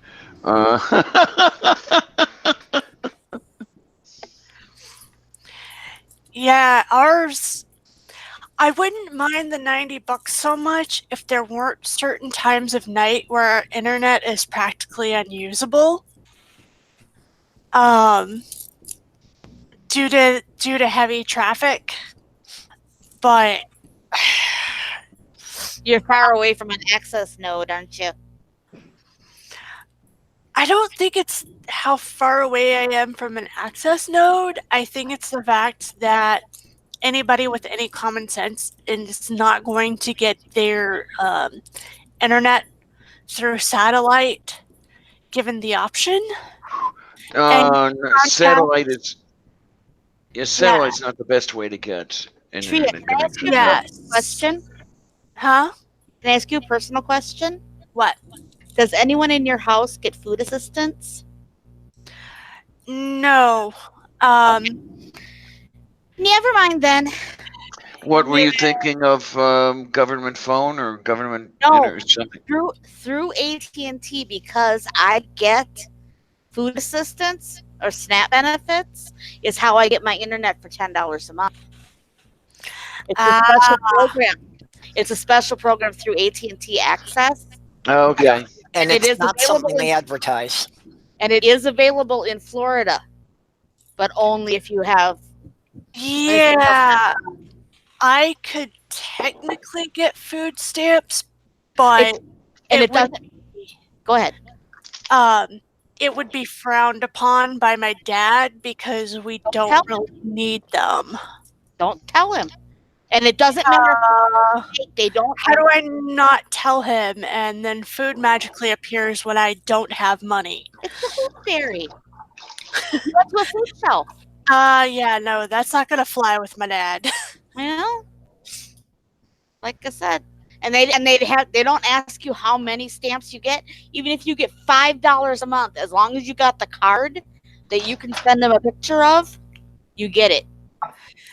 Yeah, no, my history. It's not available in Pennsylvania. My house has had Ohio trouble getting help when we actually need it. That we don't try to ask for it when we don't need it because it's just so much. Right, but if it gets, I mean, how much are you paying for internet every month? I understand that. Okay, but I also know my dad. Just letting you know. Not fly. Just letting you know you have the option if things change. How's that? Moo. Actually, that whole thing is how I got my Android. Government phone? Say again? Through the Obama phone? Yeah. Yep. Yeah, my sister had one. So now I can. One, but I ran out of minutes all the time. So now I can look up the bus schedule while I'm waiting for the bus and see how long I have to stand out in the rain. Well, too bad you don't smoke, because that's how you make the bus come. Yeah, I know. You light one up and it's right there. Yeah, that's how you make we learned that in Minneapolis. You always take a smoker with you, because that's how the bus shows up. It relies on magical cigarette smoke. No, I decided after 49 years that it was time to quit. And they're too damn expensive. Shit. I don't know what is going to happen with the price of tobacco. The reason I smoked a pipe was that was cheap for me. Loose I tobacco would is cheaper. I would get a pound of tobacco for Yep. $30, and I would smoke for 6 weeks. Yep. A pack of cigarettes up here, even the cheap generic bottom of the barrel, are $6 Mm-hmm. for 20 cigarettes. Yeah, I Oy. see $8 a pack around here and stuff like that, and I understand that the price of cigarettes is insane in Canada. Hey, I quit smoking when it hit like $3 a pack. I was like, I can't afford this anymore. I had quit long before that. Well, no, I hadn't quit. I had quit smoking commercial cigarettes long before that. Right. Before I smoked a pipe, I was rolling my own for 20 years. So I would buy a bag of tobacco and pay the bulk rate. Yeah, it's my fiance used to roll her own because it was like $10 a pack for the cigarettes in New York. Yeah. But if I drove down to the Indian reservation, that was only like 45 minutes down the highway, I could get like a 3-pound can of tobacco for like $25. Okay. And the darn thing though, I quit smoking, and you would think that I would have the $20 a month extra, right? No. It's getting spent for other shit, Yeah, no, it goes elsewhere because you're not smoking. So. Oh my! What cigarettes you're putting in your mouth in other ways. So I don't know. Pretty soon I might have to whore myself out or something to make ends meet. Who gave you the quarter? They all did. Maybe I have some loose change laying around. Oh man. Oh, by the way, Diana, you were saying that you have a problem with dry mouth. Have you tried like sucking hard candies? Yes, I have. Do they help at all? Kind of. Okay. It depends on the hard candy involved. Sometimes it makes it worse. Huh. Try the more sour ones because those make you salivate, like the Jolly Ranchers. Yeah. That's they'll make you salivate more. I had bought a bag of those, and it's sitting on the coffee table, and I haven't had one in a long time. You just forget what's there, don't you, Diana? Mm-hmm. Yeah, absolutely. The other thing I used to do is I used to keep butterscotch around all the time because, my babka got me addicted to butterscotch. She always had a bowl with those little butterscotch buttons. Oh, and mine was the root beer barrels. Oh, yeah. My grandpa and the root beer barrels. To this day, I can't eat root beer popsicles because they're just horrible. Really, Casey? A toothpaste for dry mouth? Okay, that would be interesting. Trying to remember the name of it. It's probably really super expensive, though. Unfortunately. If I ever get up to come to see you, Diana, I don't know if you like toffee or caramel, but I can make both. Oh, yum. My maternal grandmother used to keep the caramel squares around all the time. The Kraft. Yeah. And then the other stuff she kept was the Brock's candies. Oh, you'd have the caramel tubes that were filled with like cherry filling and raspberry filling and all this other happy stuff, and all that good stuff. Diana. The toothpaste is called Biotene, Biotene. Let's see what we got here. You can get it at Walmart for $5.63 a tube. Yeah, Kat used to use that because she had that problem too. I'm looking at it right here in front of me. Okay, Biotene, #1 dentist recommended dry mouth brand. Biotene. Learn more about dry mouth, xerostomia, and Biotene dry mouth symptom relief products, oral rinse, mouthwash, gel, and spray. And now back to Bob Barker. Thank you, Johnny Gilbert. Act also makes a product, and Tom's of Maine also makes one, and Colgate makes one. What, honey? Kitty is trying to get my attention here. Hey, Yeah. Heat Shield. Hey, Heat Shield! Yeah, you're Check not. out aisle at Walmart. We don't have to be up tomorrow, so we can be up tonight, right? Up. Gotta stay in practice. Yeah, for all those Company. interested, and for all those who really don't care, we're not having movie night tomorrow night. It's going to be the Saturday to Sunday midnight. Because Sai's got a few things to take care of, and I'm gonna die on Sunday. hey, think about me here. So. I'm going to start movie night at midnight, okay? And if things go normally, it will be done at 6 a.m. or something like that. And I will have a show to do at noon. So guess who's not going to bed? Who's just going to stay up and do the damn show for? Well, I'll have the regular show for an hour and probably 3 hours or so for the after show. Yeah, I'm usually on 5 hours or so on a Sunday. Yeah. So Walk. say again. Gonna do some coffee talk. There you are. But and I thank you for reminding me though. I still have to make the thumbnail, and I still have to do the event, set that event up on YouTube. For those of you curious, my guest on Sunday will be Mrs. Snarky. Oh, that's gonna be fun. Oh yeah, Nice. I love Snarky. She's a dear.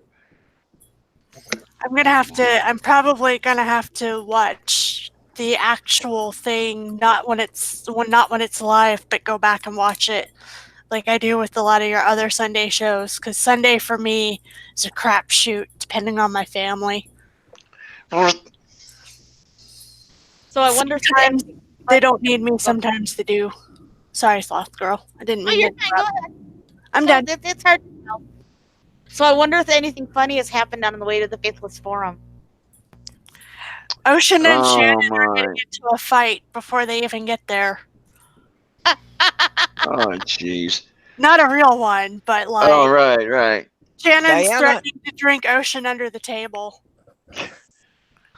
Well, drinking an ocean would be an accomplishment. That I'd like to watch. Too much salt water. One of these days, I don't know, I'll find the right combination or something, and I'll have like 3 million subscribers and 15 million views a day or something like that, and then I'll be able to get to all these fora and conventions and everything, and then I'll die a week later. Nah. But at least I'm happy. Oh my! Well, die just before I can get to the first one. How's that sound? Oh no, you gotta last at least till July. There you go. That'll be so nice if we can manage that one. If if a meteor doesn't hit or anything. I'm looking forward to meeting Aaron Raw. I'm staying home. Oh, I'm staying home. Purple's driving him by himself. I don't want to have to ride in the back seat. We got a small car. It's a small back seat. Yeah, our car basically just has room for one passenger. The back seat is not for adults. Move beef. We have a little Ford Escort. I am not going for 2 reasons. My cat ate my money, and I have nobody to babysit the cat. So, yeah, you. I'll have to give Nikki a call and have her come down and look in on you. She called you. Said you called? Yeah. Well, actually, with this one, I have been away from home for like 48 or maybe close to 60 hours, maybe 2.5 days. She's been okay. Well, lucky for us, Purple's brother and sister-in-law lived like 4 blocks away. So they come and watch our cat, and then when they go away, we watch their cat. So we switch off. Meow. So our kitties are never left alone more than 24 hours at the longest. Because there are some times that I would go to Cassia's place, especially when her mother was coming down to visit. The 3 or 4 of us, say if it's 4, it's me, it's Cassia, it's Cassia's mother, it's Cassia's sister, sitting around and just having fun and talking and bullshitting and everything else, and I end up staying there for 2 days. The first time they'd had me down, it was for a pride, and then we spent after the parade just sitting around and talking and bullshitting, and now I look at my watch and it's like 2:30 in the morning. It's okay, I guess I know where I'm sleeping tonight, don't I? And yeah, that sort of started a what do you want to call it? A tradition. Right. And it's what I want to do. I want to get down there. I want to make sure she's in good enough shape to put up with me down there or to be awake while I'm around. But aside from that, maybe I can take care of her for a day or 2. Yeah, I'm the one with the kidneys falling out. She's the one with the liver falling out. Ah. Oh no. It has something to do with chronic Lyme disease. Ooh, that's rough. Yeah. And she's telling me that she might be able to get in to see a specialist at the end of May. Oh And no. she's been having liver problems for at least 4 weeks now. And it's like she's barely getting by. And it's like, God damn, don't die on me, Yeah. In my case, I have people who are willing to feed Elmer. Between my dad, my sister, and one of my friends, I know he would be fed, but none of them are comfortable with giving him his medicines. And I completely understand why. I completely understand why, because the only reason I'm able to do it is because basically we have yelling matches every morning where it's like, no, you're going to take your medicines, young man, and then I will let you out. He's fine once we're done.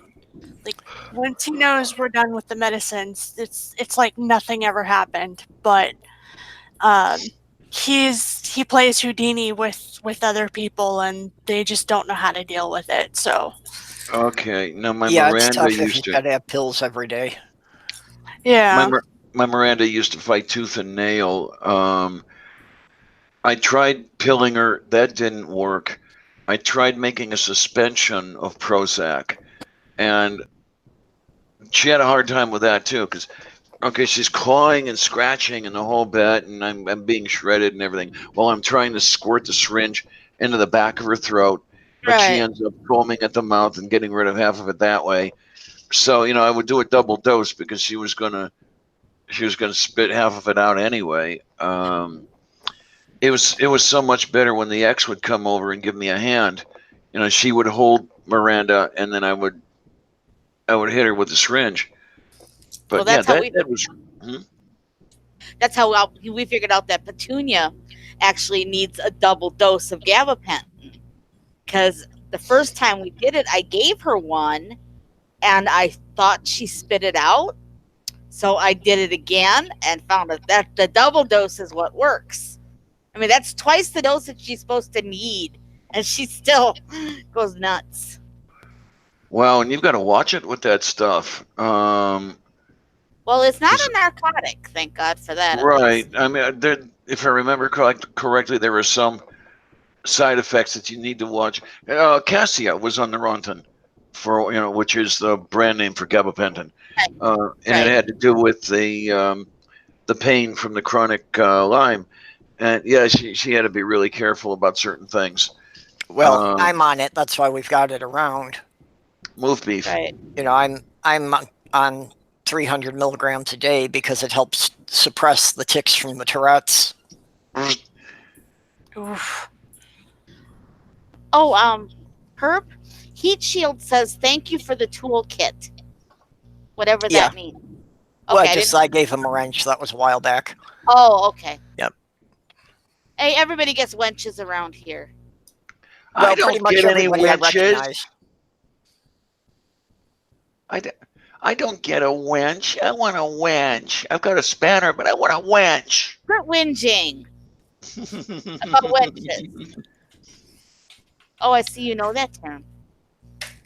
Whinging, yeah. Yeah. Quit whinging about wenches.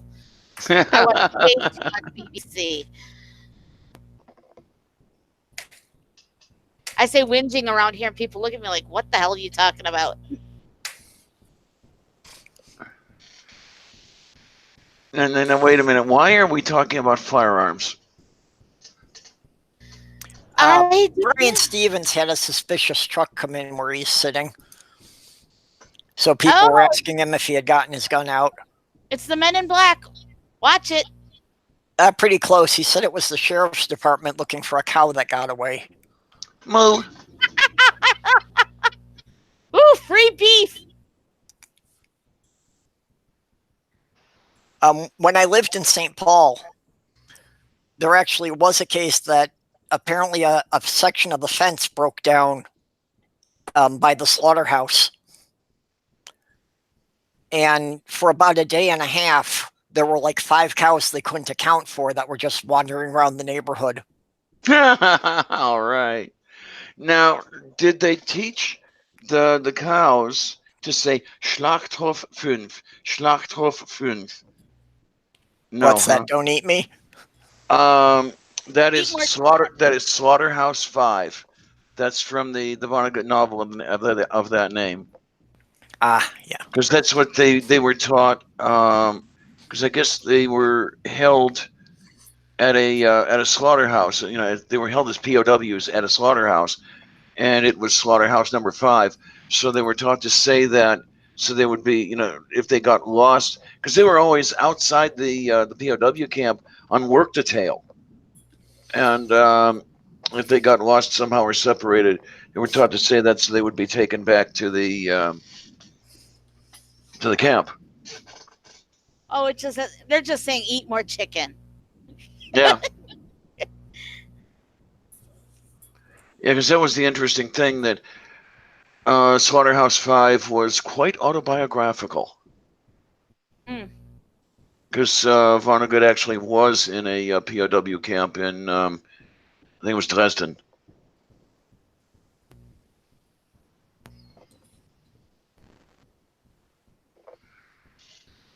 Now, wait a minute. Mark Caesar, you said cutting her lawn, was that a euphemism? What is that you're talking about when I say I used to cut the ex's lawn?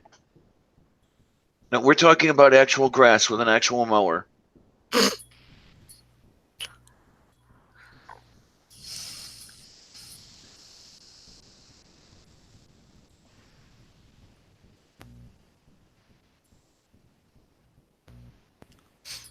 Oh no!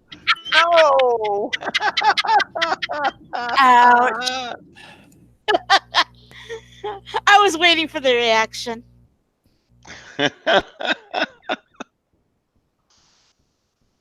That's pretty. I love that.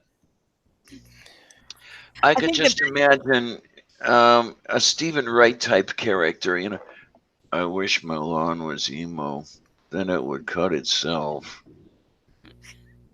I think the best tattoo I ever saw was this woman who still had a bush down there with just a tiny little patch shaved and a stick figure pushing a lawnmower. I've seen photographs of a thing like that. Yes. I love that. Can I show you my tattoo? Oh, jeez. Why, yes, you can. And then there's Aaron telling stories of when he used to be a tattoo artist. Oh, I can imagine. And then, you know, his wife would come home, and he's working at home, right? And there's this comely lady sitting in a chair, her leg over his shoulder, and he's tattooing a line in the grass, and he didn't have to tattoo the grass. Right. Hmm. Which was how he put it. And it was perfectly business and everything. He could tell, man, he can tell a beautiful story. He can make, he could probably make a description of taking a shit sound really interesting,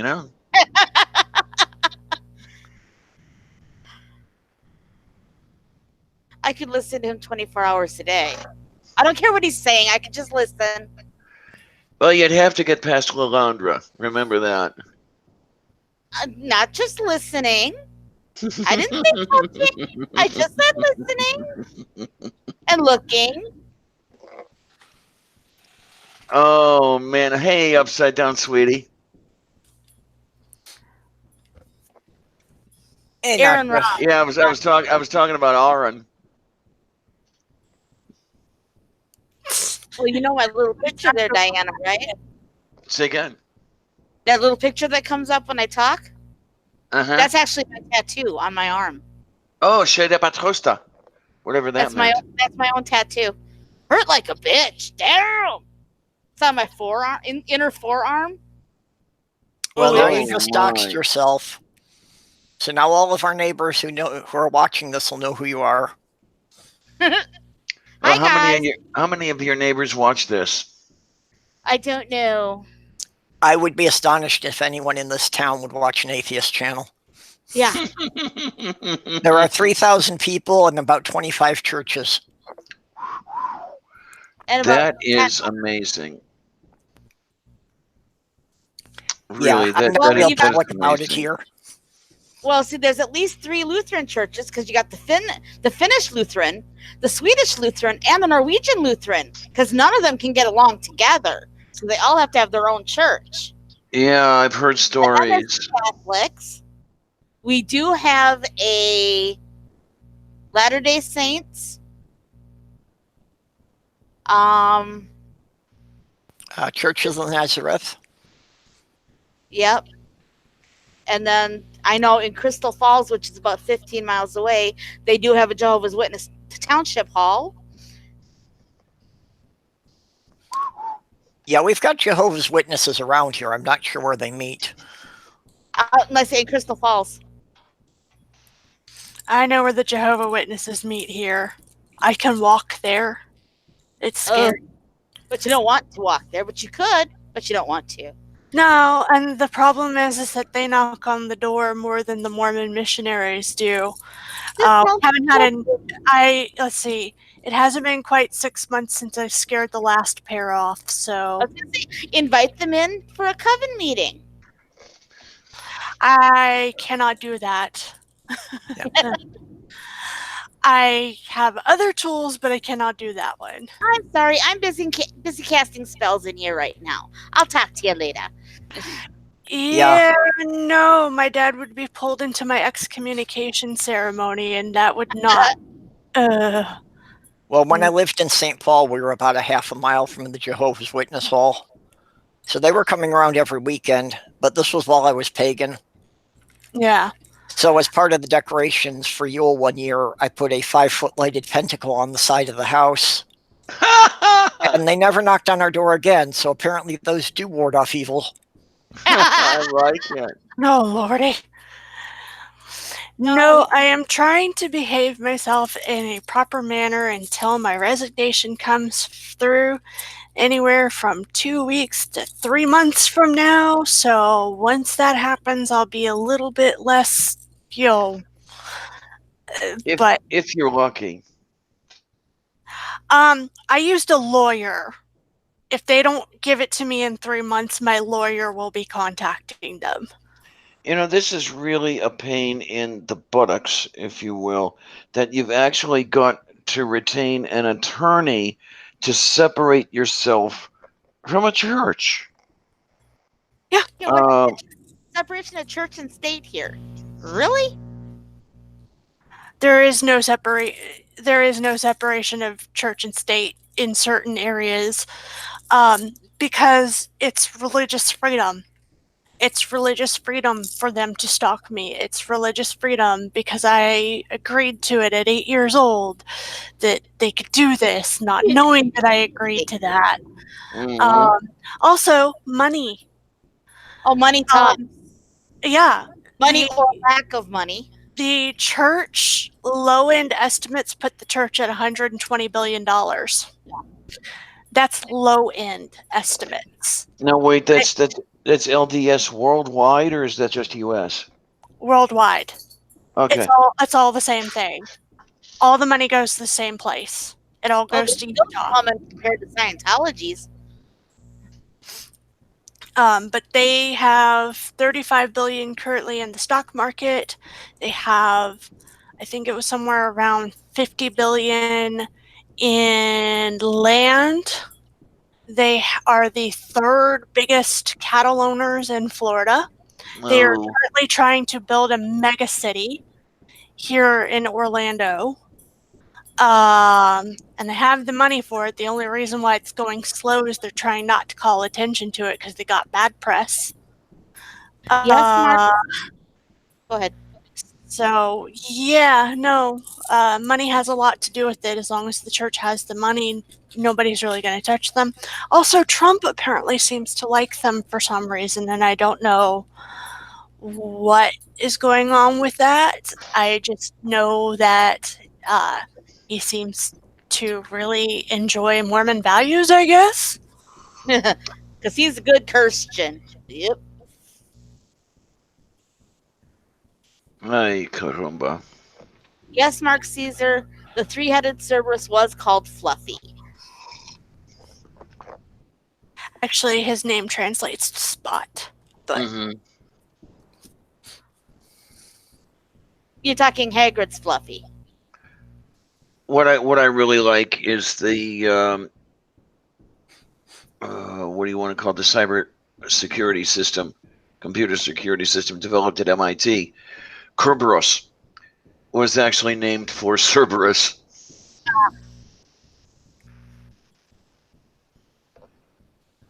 Well, just Mark Caesar was asking in chat if the three-headed dog was called Fluffy. Yes, I watched a lot of Harry Potter, so I will confirm that.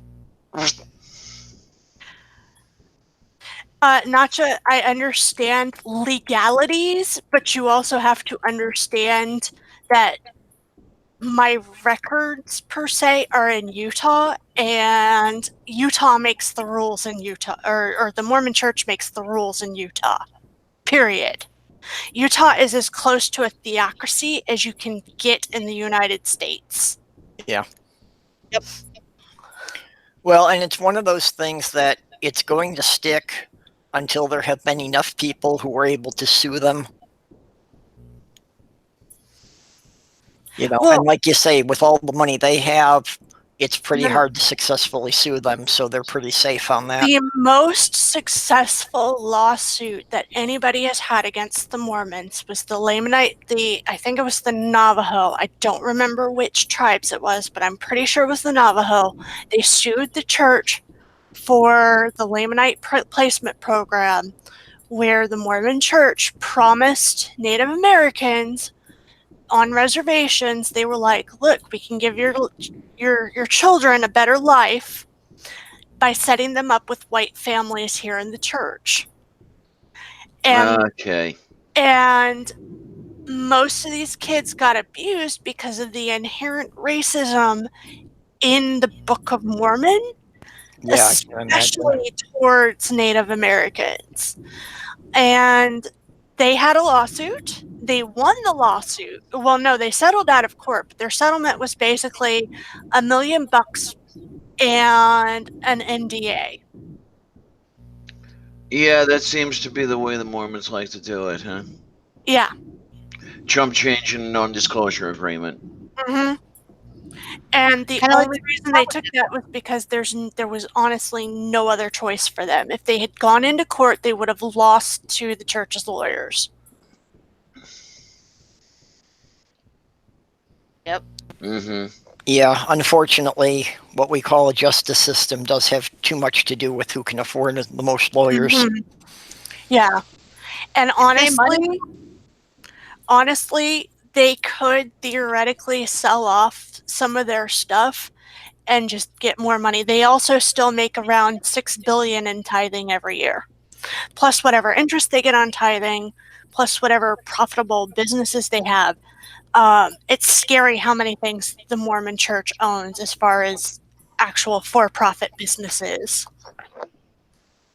The state of Utah. The state of Utah, a good portion of the state of Idaho. They have the Polynesian Cultural Center is owned by them, which is a tourist trap that nobody really knows is owned by them. Most MLMs, if they're not directly owned by the Mormon Church, they're owned by tithe-paying church members. So whatever those people make often gets put back into the system. I mean, it's insane. Basically, there's going to come a point, where you're never really going to get rid of the people up at the top. But I think that with them losing members, they're going to switch it to where the doors are shut and where they have all the correlation materials and just enough to still call themselves a church and just have everybody learn everything at home. They're actually on the beginning steps of doing that, and it's going to be even harder in some ways to attack the church when that happens, because you can't attack a bunch of homeschool moms.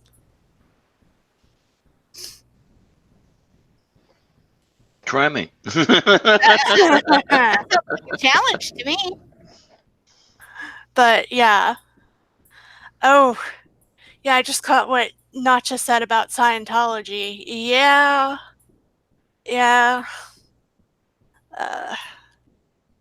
But yeah, Idaho is actually very, very Mormon. People don't know that either. Idaho is very Mormon. They've got their claws in a bunch of different things. They have their claws in Mesa. They convinced the government in Mesa to sell them more land so that they can do downtown development, which is basically all around the Mesa Temple, which is they're like, we're going to build parks for beautification, and we're going to do this, and we're going to do that. And of course, it sounds great. Everybody wants their downtown to look beautiful, but everybody who's left Mormonism is shaking their head going, you are making a deal with the devil. Mm-hmm.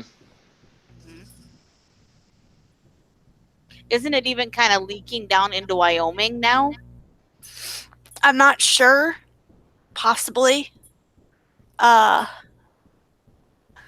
heard like Wyoming and Montana are starting to get fringes just at the border edges. Oh, geez. I know. Like I said, I know that in the works, they're actually turning some of their land that they were using to raise cattle.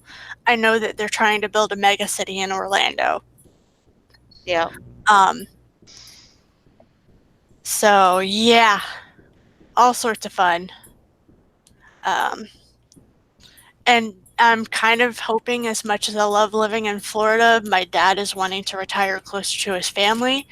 I'm kind of hoping that actually occurs, because I don't want to be anywhere near that mega city, because then my dad will be like, oh, well, the mega city is down there. We can just go and live down there. And I'm like, no. You understand what that would do. I know what happens when they build all Mormon cities.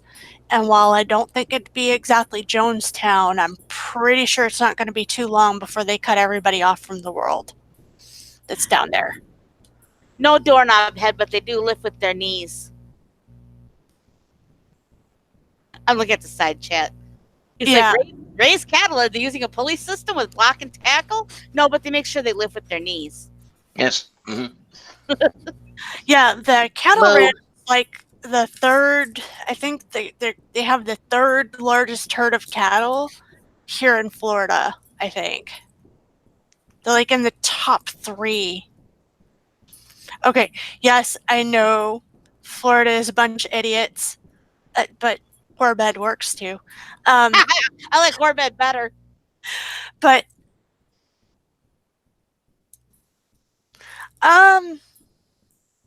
it depends. Islam is kind of fractioned off a little bit. It depends what sect of Islam. Yeah. Most of them are okay, but some of them are a little. Well, it's like most religions. Most of them are okay, but some of them are a little wacky. Mormonism is not okay in any shape, fashion, or form. Just everybody jump off the boat. Yeah, Mormonism, Jehovah's Witnesses, and Scientology, it's not the fringe, it's the main body that's a problem. Drink the Kool-Aid. Yeah, and most of the fringe members are leaving in droves. Quit Mormon published how many resignations they had last year, and it was about 5,000 off because Mormonism pulled some tricks. But last year they had about 15,000 resignations through Quit Mormon. And Quit Mormon only goes by word of mouth. A lot of people try to get out of the church without using Quit Mormon, either because they don't know or they think that they can get out without the help. Hang on a minute. I want to yell at chat. I've known several Islamic people that are the nicest people I've ever met, more than any other religion I've ever met. So I beg to differ. Well, the people as individuals, yes, but the scripture definitely promotes violence. In the Book of Mormon, in the first chapter, somebody gets beheaded. Actually, first few verses. Oh, so you start right off with a yeah. X. Okay. And you also have to remember, I talked a little bit earlier, everybody who went through the temple pre-1990 threatened to kill themselves if they ever spoke of what happened in the temple outside of the temple. Okay, then.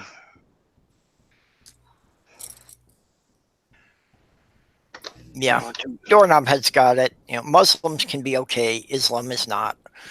Mhm. Yeah. I think a lot more people are realizing what is actually in their religions. Okay, what were you trying to say, Sloth Girl? You can't have Muslims without Islam. It's their religion.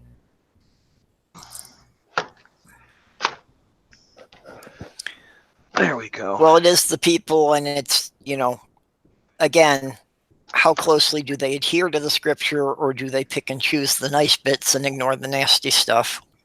Yeah. Well, pretty I hate much. to say it, it's going to sound really bad and awful, but this guy was a rug kisser. And he was the nicest guy I ever met. I mean, he did the prayers 5 times a day, down on his knees, thanking Allah. And he was one of the nicest guys I ever met in my life. Well, you know, and I agree with you. The handful I've known have been great people. But their holy book literally does tell them to behead people who do not believe as they do. But the problem is, all they remember are the bad ones. They don't remember the good ones. They have... I'm done. Okay, Casey.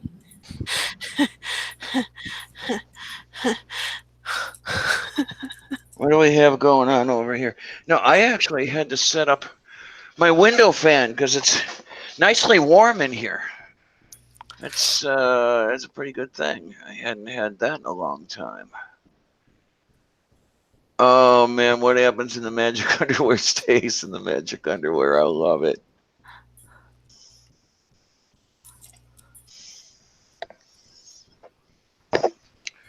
Yeah, I don't often have a problem with people who practice a religion.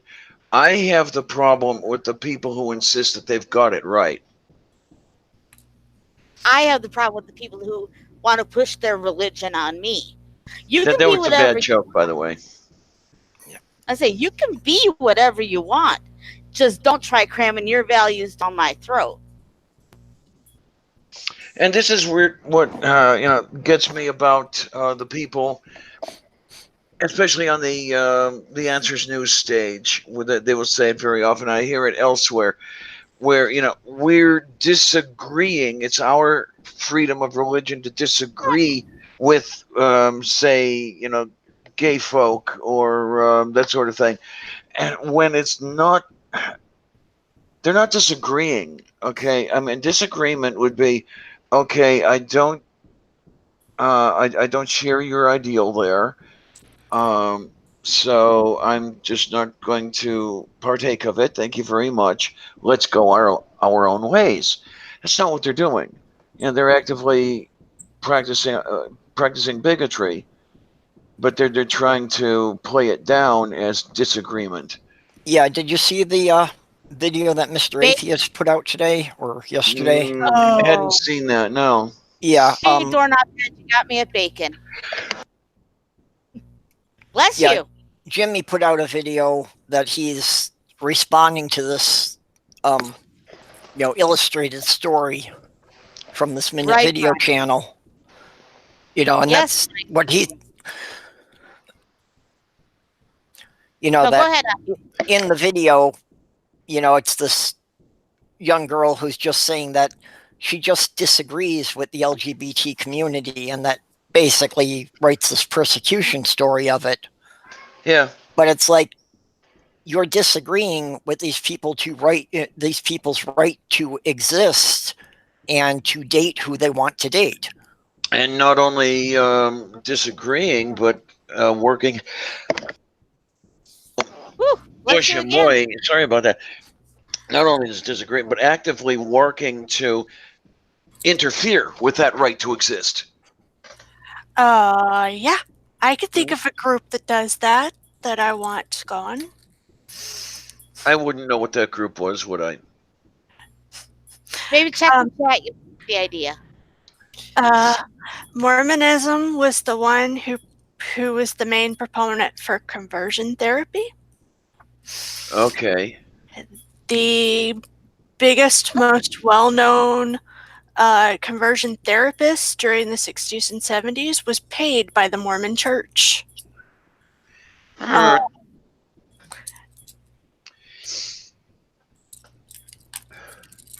Yeah, doorknob had no. I put the fan in there and started it up, and that's a novel thing. So she's got to kill it. Sylvia, get down. Yeah, happily the screen is finally repaired, so it's not very easy for her to get outside. Back Hey, when Purple, corner your was screen got repaired. Yours still hasn't. Chipaluku. What was that again? Diana's screen got repaired. What about yours? Well, it only took these clowns a year to repair that screen. Yeah, he's going on about a year.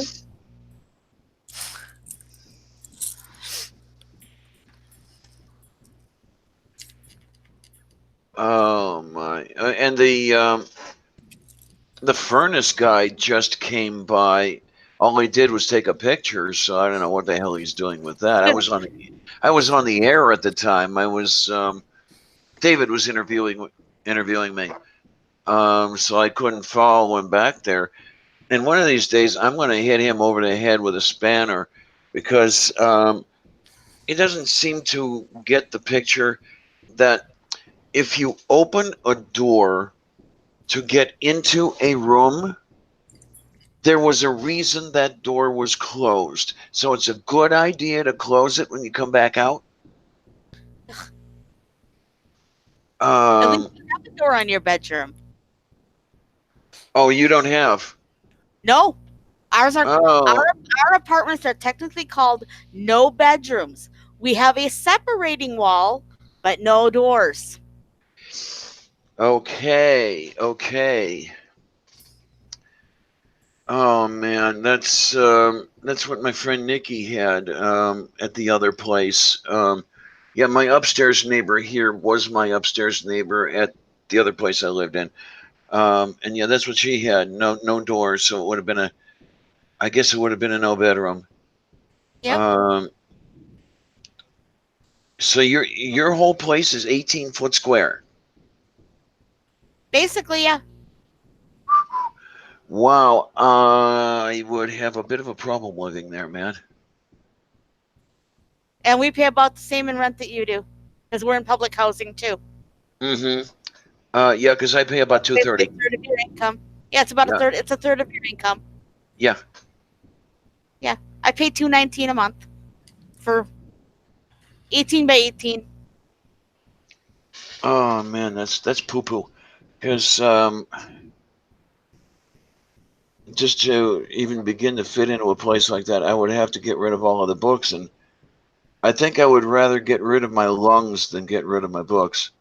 Books? What are those? Yeah. I have very few of those anymore. And if it wasn't for this great, giant, big entertainment center that Purple created for me, I'd have no storage space whatsoever. It's amazing what he did with 2 bookcases and some boards. Oh Someday I'll have man. to show you what he did. It's gorgeous. Yeah, it takes up an entire 14-foot wall. Now, Casey, you're asking Sloth Girl, are you? What I If missed? that's a bathroom and sink, kitchen with that. Oh yeah, the bathroom has a door, and we have like a kitchenette with a very small apartment-sized stove,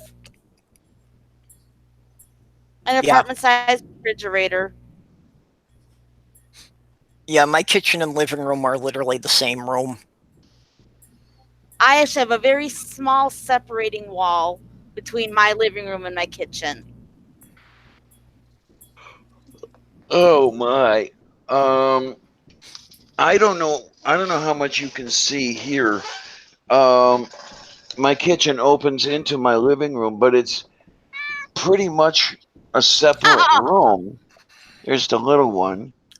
Yes, Yeah, yes, yours yes. is rather more divided than ours are. This is the nicest kitchen of the 3 floor plans that are here. The studio apartments, they're set off from the living room more or less similarly to the way they are here, but they're a shitload smaller.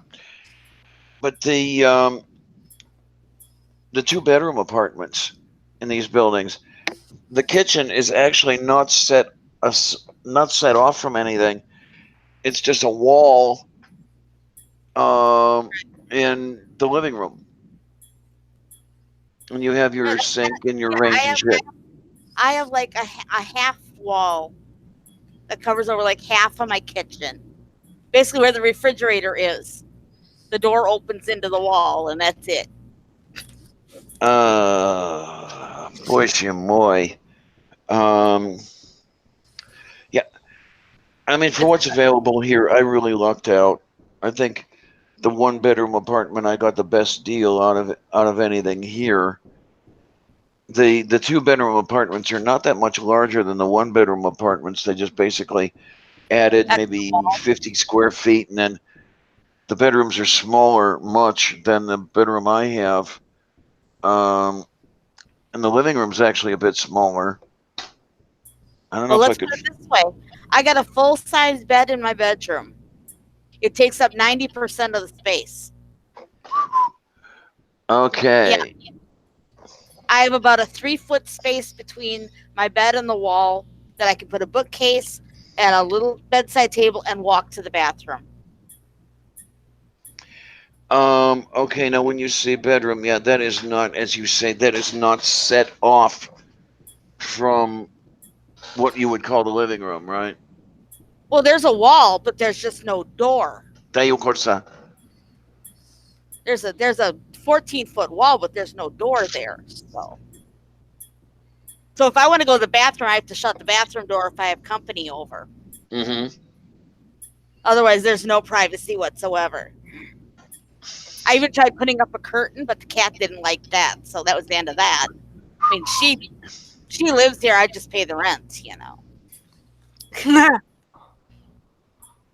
I just Ow. clean the litter box and pay the rent.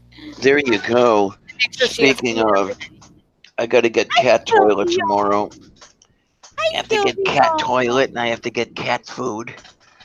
I didn't get it today because I was carrying a whole bunch of stuff, other stuff.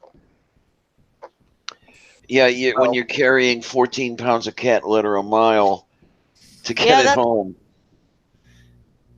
Get a backpack and carry it on your back. You'll actually distribute the weight better. It won't hurt your arms so much. I do have a backpack. You should try carrying it on your back. I don't know if the current backpack would take it. Honey, close that. She's playing with the CD-ROM, ain't she? The monitor is on a riser, and the riser has a drawer in it. And she's always opening that drawer and throwing everything all over the place. Of course, because cats are assholes. Spooky Bed here is officially ignoring us because we were talking about his voice and that he needs to get on Neil's show. Oh, because you got a sexy voice? Yep. Hubba hubba. Who's got the sexy voice? Spooky Bed here. Spooky Bed here. Oh, I have no idea what I just said. Neil wants Spooky on his program. Neil wants to get Spooky on his program, and Spooky's resisting. Neil wants me on his program, but he's booked through like June. Yeah, he said it'll be a couple of months. Yeah, so it'll be at least after my birthday. Yeah, that's really great when you're booked ahead like that. You're a popular show, people want to be on, and all that good stuff, and it's got to feel really good. I'm not to that point quite yet, but I'm getting there. So we're gonna play See How Drunk I Can Get on Saturday. Stop it, like candy. What did I just say? Something about candy. Okay. 616 Wharf Avenue. No, Saturday is the anniversary. It's my dad's birthday, and he died like 15 years ago. So it's usually the 1 or 2 days a year that I just let myself totally go. So, and it just happens to be on Saturday, so it'll be a movie night. So I got an excuse. Okay. Now you're talking about getting on a show in June. Yeah. The Free Thought Prophet has me scheduled for when is it in June here? Oh, Casey's gonna be on Neil's show. I'm sorry, it's not Neil's.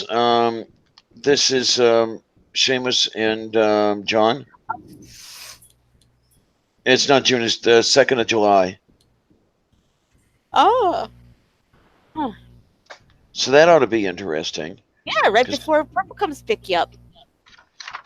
Yeah, there's a lot going on that week. So that'll be fun. And I don't know. I'm gonna have to take a deep breath, get my wits together, and send Aaron an email. Not just running around the house getting naked? Ooh. Oh no. He's trying to scare off the Jehovah's Witnesses in his house. Oh, I see. Because I've said it before, and I'd really like to do it. I'd like to have him on my show to talk up the protest. Aaron? Yeah. I want to go to the protest so bad. Stupid cat. Aaron. But I love him. Yeah. Yeah, Aaron's a big sweetie. He really is. I agree with you, Doorknob Head. I think the more naked people in the world, the better, too. Well, you're one to talk. I'm the one who sits around here naked all the time. Yeah. Everyone is now very glad I don't have a camera. So yeah, you're just making absolutely. the world better. That's all. Yeah, Mark. That one came up on my notifications at around 2 a.m. So that's an interesting thing where in this time zone, it usually starts at midnight. But, oh, well, what are you going to do? Oh, he moved it back a couple hours now? And he moved it back a day. Because he Yeah, had but some. you were saying it'd be 2 a.m. instead of midnight for you. Well, no, the notification showed up at 2 a.m. Oh, okay. Right. So, it's like 2 hours after the show starts, you see the notification of we're moving it a day. So you're there waiting for the show, and the notification hasn't turned up yet. It's like, okay. We told you that yesterday, Diana. Say again? Yeah. We told you that yesterday. Oh, right. No, Well, but it's the other people he hadn't, who weren't there for the show. that's actually why I went to the alternate method of starting the chat tonight. Because apparently last week, Red Vetcher came in and sat there for like an hour with nobody there because he didn't realize that the stream had connected to the other one. So he was sitting in the wrong room all alone. Oh, Okay. Benjamin That Franklin was a is. hot dog. Interesting. Yeah. So he sent me a thing on Twitter the next day asking where we were. You didn't get the note, did went to the you? wrong Yeah. He went to the wrong theater. Yeah, you guys talking about nudists over there. Years ago, back when I was still a member of Mensa, we had a rather large nudist contingent there, which was very interesting. But there were a couple people with nicely fenced-in backyards and everything, and you go stargazing on a nice summer evening. Nobody can see you and all that shit. That's great shit. Yeah, Doorknob Head, that's one more reason I like Ben Franklin. He's always been like my favorite historical figure, but part of that is because he was an old lech that into his 70s he was still managing to seduce women. Mm-hmm. He had game. Yeah, but he was in his 70s at a time that most people didn't live past 45, and he was still getting it. Hey, you got to wonder what was in the pants, in the knickers there, huh? You have to wonder what he was putting in that Bordeaux when he was in Paris, right? Maybe he was the real father of our country.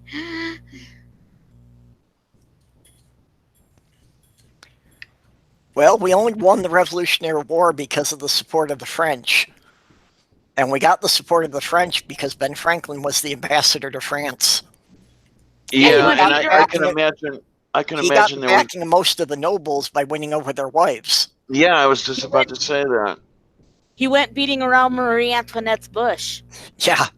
Pretty much.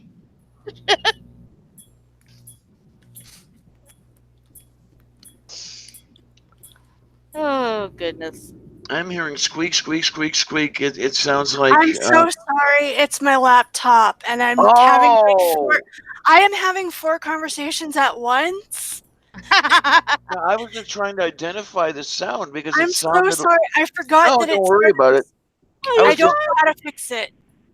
I was just trying to figure out what that was. It sounded like a squeaky crank, where you're going crank, crank, crank, crank, crank. I checked the keyboard to see if it's the keyboard, but there's something on the bottom that I guess is like loose in a weird way or something. I don't know. It's no big deal. We wouldn't have noticed it if everyone hadn't gone quiet at the same time. Mm-hmm. Okay. Well, y'all keep talking because, like I said, I'm holding 4 conversations at once. One of my friends just tagged me, and she's like, "Are you here for venting?" And I'm like, "Always." And then my other friend's like, "Hi, I'm awake. We haven't talked in 3 months." I can do 4 combos at once. I can totally do them. Yeah, Casey, everybody dragged me into the conversation, and I really feel like Nacha set me up, but that's okay. I still like him anyways. Oh, not just a sweetie. He's the upside down sweetie. Yeah, very upside down. And then there's the kitty sweetie over here. What is it you want, honey? Huh? Yeah, mine is not starting anything right now because tonight was a chemo night. So. Oh my. He will be good in a couple more hours though, and then I will regret him being asleep half the night. Yeah, Mark, and Nacha, you're going into your winter. So the winter season. And I feel for you guys. If there's anything those 2 years of no effective heat and no indoor plumbing did for me, they got me to detest winter. Sylvia, I see you. You're plotting. What's she doing? What is she up to? What is you She- doing, kittiness? She's acting like she's not trying to get up to the potted plants. Oh boy, that tail is going. What do you see over there, huh? I don't know if you can see it because she's behind the fake flowers in the Oh, pond. all I see is like this tail come whipping out every Yeah, yeah. That's when something's got her attention. It could just be the fan causing something to flutter on the window screen. Could be. Oh, you is the kittiness. Yes, you is. It's a princess kitty. Well, Yeah, it's just whipping, ain't it? I guess I don't have to worry about or worry very much about being without her. Damn, she's gonna outlive me. Hey, she can whip, but can she nay nay? Oh, not that. Oh. Wait a minute. What are we talking about here? How about Sylvia's tail whipping? So No, she I can heard whip something. nay. I heard something about chinene. It's a song. It's a song. Be glad you don't know. Glad you don't know. It's only because I do karaoke that I know, and I don't always want to know. Hi, honey. Are you done whipping your tail all over the place? Yeah. Meow. Meow. Wow. The dog's back, Sylvia. Well, at least not that I know of anyway, at least she's not the cat that can drive a car. Mark Caesar, Sylvia is. You're not Toonses, are you? Diana. Yes, dear. Mark Caesar's asking how old Sylvia is. She is going to be 3 at the end of next month. Or at least that's what I estimate. That's a better song. Whip it good. Yeah, when I took her in as a stray in August of let me see now, August of 16, and by her size and weight, I estimated that she was about 12 weeks old. So I just estimated that her birthday was May 27th. Aw. Oh, now she's up on the bookcase. And now she's on the microwave. And now she's on the windowsill. Of the kitties that have had me, if I don't know their birthdays, I would take an estimate based on an educated guess, if you will. Yeah. So my Miranda and my Ariel were, I set their birthdays at February 14th. My cat's birthday was based on his first vet trip. Okay. Now some of the kittinesses, I knew their birthdays because I was right there when they were being born. So that was no problem. Like the 3 little kittens.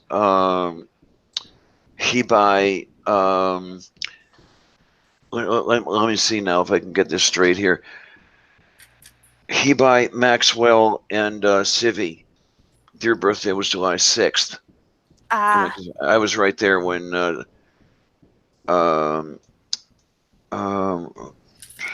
my mind is just going. God damn it. I was right there when Celia was giving birth. So yeah, it was kind of easy to know what their birthday was. I was told Elmer's. Go ahead, Sloth Girl. I'm sorry. That's all right. My Petunia was a rescue, so they can only estimate how old she is. They think She might be about 3 or 4, but they can't give me anything definite. Did you guys? How many of you guys were around when I showed the photograph? I am going to have to. Oh, yeah, Oh, I Stephanie, saw. It's Yep, cute, I saw it. baby. Say Oh. again. baby Sylvia. Yeah, baby pictures. I love baby pictures of kitties. Well, Sloth Girl, you've had Petunia for 2 years now. Yeah, so she's probably 4 now. I think Yeah, 4 to 5. She was 2 when I got her, 2 to 3. So yeah. Elmer is 9. He'll be lucky to make it to 11, I Aw. think. So it's money more than anything else. But No no TV tube me. Not all kitties are hyper. You haven't met She just lays around all day. Yeah, Man. Sanderson gets hyper for about 2 hours a day. And Yeah, mine you doesn't never knew. oh, You never knew. My Ariel. Well, Ariel went with my ex. Those two bonded, but that's beside the point. She was the absolute Zen kitty, just total Zen. Nothing phased her. I guess that's part of the reason she lived to 19. The only thing that phases Petunia is when I flush the toilet. Because we have one of those power flush toilets. So this thing is Oh, loud when it flushes. It's guaranteed to scare her every time. And she's lived here for 2 years, and still it makes her jump. I don't blame her. okay. Okay, Zen Diana. in the art, huh? What? Doorknob Head wants to see you ride your bike around the apartment. Yeah, we'll do that. No. The only reason I had it out here was I was going to take it out the one day, and it was easier for me to take it out of the bedroom and out here and be ready just to go out the door and around. God, it was so much easier in the other apartment. The other apartment was falling down around me. It was a totally shitty place, but in some ways it was a little better than this layout, or the neighborhood especially. When I would tell Now, people that I say again. is that a twin size bed you have? That is a full-size bed. Yours is a full size? Yeah, it's the one between the twin and the king, but not a queen. It's smaller than a queen. Right, that's a full. Actually, what this is a sofa bed. Oh, okay. Good to know. Uh, Thank you. Yeah, I just haven't had it set up as a sofa in like months. Nobody comes over here, so nobody sits on a sofa. So I just I don't even have a sofa. I just have a chair. That's it. I have a recliner. I had a couch. oh my. I had a couch for like a year and a half, and I said, forget it. It took up too much room, and out it went. The place is so much more spacious now. Yeah, same here. Because of the way mine is with the living room and kitchen, without having any wall, there's no place to put a sofa, so I've just got one recliner. Yeah, and we're happy. He comes over to my apartment. He sits on the floor. He's got a couple of couch cushions on the floor. He makes himself a little nest. Oh, there we go. That's the one I want to use. All right, let's see if we can do this right here, guys. For those of you who have not seen this, yay! I get to see it again. yay! There we are. This is the Sylvia. A couple of days after I took her in. Look at all ears. Yeah. She's sitting there like, I am cute. Yes. I has a cute. Gee, the pretty kitty. I has a cute. Now, I don't know if I'm able to do this. Let's see what we can do. Okay. My cat sits pretty, but he's more of an I know I'm pretty Yeah. kind of bastard. Okay. And Yeah, mine never. He just lays. this was taken a little while later when I had actually got down to the local. I can't remember if it was a PetSmart or a Petco, and I bought the cradle and scratching post. Oh. But she was still small enough that she only took up half of it. You know, she now takes up the entire thing.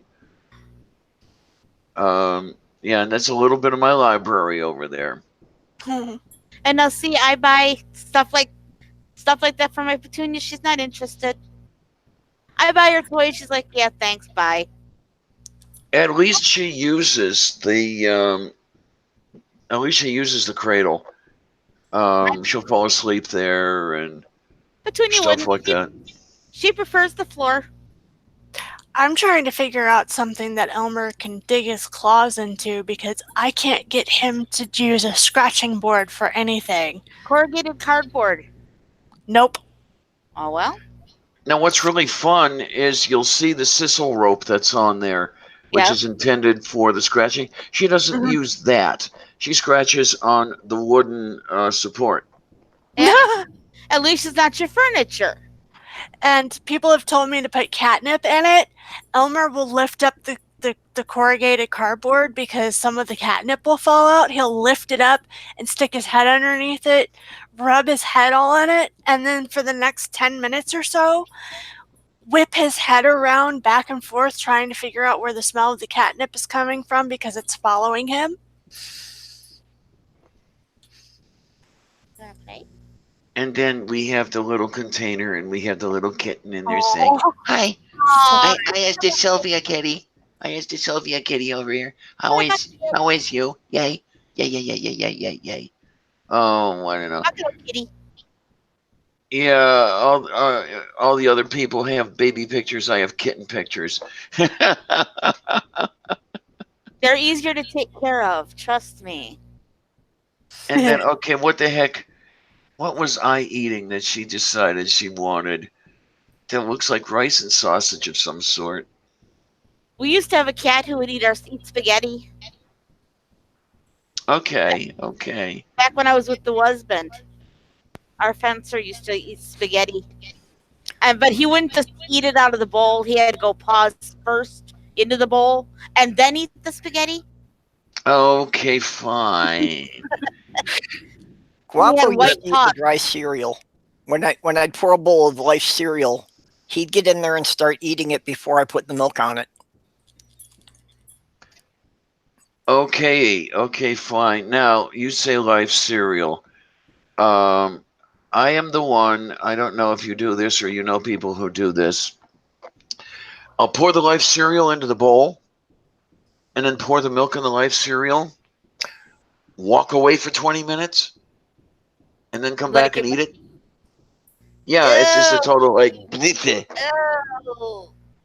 no. Yeah. That is the bestest way to has the Life cereal. Okay. I cook in the bowl first and then put the cereal on top so it doesn't all get mushy. Because then then you eat from the bottom and it slowly sinks down into the milk. And it's just the right amount of crunch to mush ratio. There you go. Now the O was okay. That is my Celia, Pretty kitty.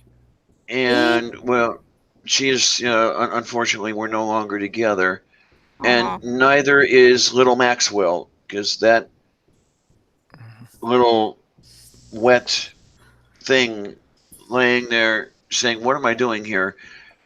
was the kitten that became my Maxwell. And then we have in the throes of labor, and let's see. Yeah, we've got City is born by now. Yeah, let me move ahead here because I'm not sure if you want to see all No. wet and drenched kittens. Okay, where are we? Esta My, patrosta. my Petunia's a calico, but she's a long-haired calico. Okay. With the big Yeah, poofy, Ariel was a long-haired calico. with a big poofy tail. Okay, Diana, I need you to explain that to me. Of how do you put the pictures up where your avatar goes? Yeah. Wait a minute. How do I put the pictures where my avatar goes? Yeah, well, How do where you get pictures where your on the camera image is. How would I show people pictures on here? Okay. I have these pictures as files on a hard drive, and then Uh-huh. I bring them up in an image viewer. I Okay. don't know what it's called under Windows. It's simply called image viewer under Oh, Ubuntu. the share screen function. Okay. And then you go to that green thing that's when you bring that little thing from the left where you have Oh, the blue whatever and then the green with the arrow on it. yeah, I see it. Yeah, Yeah, when you lean on that thing with the arrow, um, that'll bring up a thing that says share your screen.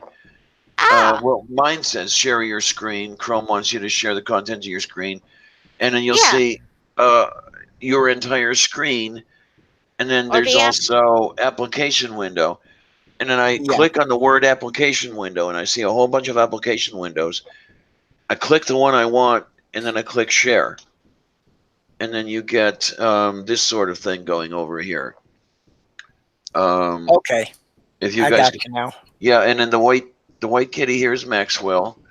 The tuxedo kitty is Hebai, and then the one up at the top that looks black right now, but really wasn't. She was a tortie. That was Civi. And I miss them. I miss them all. Okay, Sloth Girl, I do warn you to be careful with the screen share. Yeah. Just to make sure what you're showing there. What am I showing? Yeah, you Well, don't want to you don't want to share the porn. Yeah, you're good right now, but I mean, I don't have any porn. oh, Seriously, I don't do have you any need porn. some? No, I don't need any either. Thanks. No, I don't need any porn. Thanks. Wait, there's somebody else who doesn't have porn on their computer? Yeah, me. I thought that was only an Ace thing. No.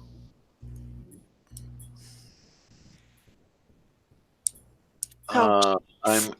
Oh, look at that face! Look at that face! I miss you so much. Oh, cute Oh baby. man. Those were the three of Celia's litter. Yeah, and here's Maxwell. It turned out that he was not albino. He actually had some of the temperature sensitive color in the ear tips of the ears and on the tail. So like a Siamese almost. So the tips of his ears were tan and the tail was tan, but the rest of the cat was white. And he was such a good kitty. Pretty baby. Definitely such a good kitty. And Celia was a good mommy. God, she was a wonderful mommy.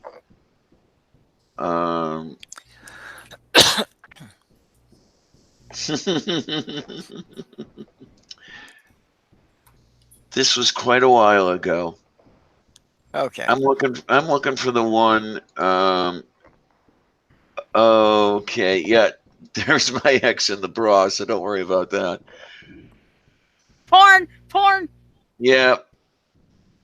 Well, here's for the people who think I'm joking when I say I have to balance the keyboard on Sammy's back. Okay, I'll stop sharing and I'll bring you up. Talk, dude. Hey there. Hi. That is Mr. Yeah, Sammy's. This is the typical thing most of the time when I'm chatting. I have to balance the keyboard on his back. Yeah. Sammy looked so much like my DC looked. He was another tuxedo. Wow, I've been had by so many kitties. You're such a cat whore. Yes. Well, what was it that Kate displayed when she was on the show yesterday? It was like single, taken, and was hers the one that was like crazy cat lady or something like that? Yeah. Something like that.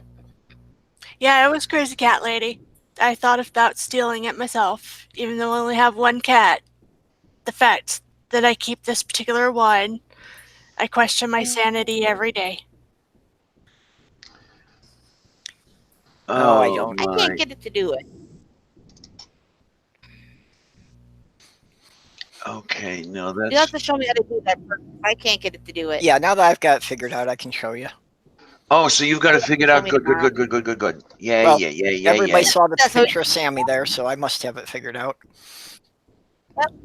This time. Yeah. yeah. Yeah, don't know if good- it'll work next week. Good point, Tria.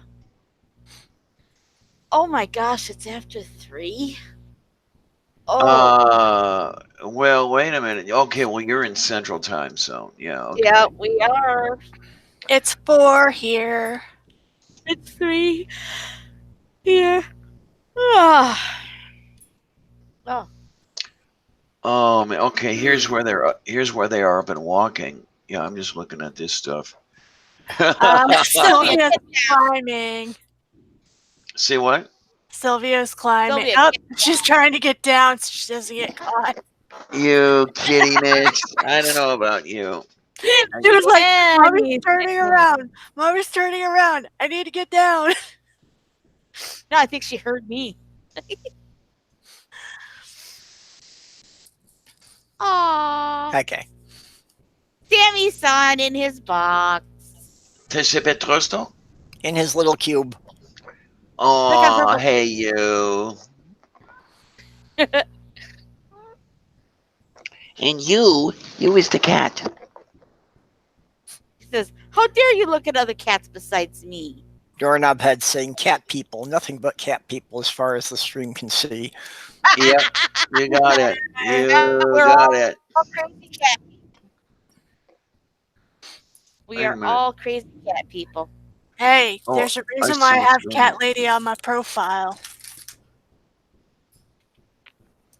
Yeah, I'm easily crazy cat lady. Well, it's a good thing that they only allow one pet per apartment here. Because I can see myself very easily being the crazy cat lady. I would only ever have one, but I have to watch my sister because she wants to bring everything home. She's like, I want that. I've pretty much told her no. I pretty much told her that she was allowed to have 2 pets, one that was easier to care for and one that might take a little bit more. Because she's just, I was like, I'm not, if you bring home a zoo, I'm not taking care of all of them. And then here we have Taoist cats. Oh. Yeah, you know, it was just curled up on the floor like that. So I shot that picture. That's Maxwell and Hibite. Say again? Yin and yang. Yep, you got. Oh, they were the good kitties. I dearly loved those kitties. Yeah, I was definitely. I'd like. Sometimes I think I'd like a friend for Sylvia, but twice already it's fallen through. Aw. So I had I don't actually know. gotten Sammy-san after I'd lost Guapo because I thought Fiona needed a friend. But then she just wound up bullying him and he hid under the bed all day. Okay. So sometimes it doesn't work out so well. But, you know, she had never been the only cat in the house, so I thought she should have somebody to keep her company. And then all she did was beat on him. Yeah. He's very passive. Okay. And He's let's see now. We've got to do this one. uh, There's sibling love for you. Aw. That's Civi and Hebai. And when I said Civi turned out to be a tortie, yeah, that's definite tortie right there. yeah, I had one of those in Minnesota. Her name was Minnie. And like she was the biggest lover cat ever. I swear it's in the tortie DNA that they're lover cats. Mm-hmm. But I'll tell you, she was very, very protective. She later had kittens of her own, and oh, was she ever protective of her kids? They're very mama cat. Mm-hmm. Because Yeah, Minnie never had kittens of her own, but when we adopted a kitten, she became Mama Kitty. The kitten would actually nurse off of her, even if the shop was closed. Okay, yeah.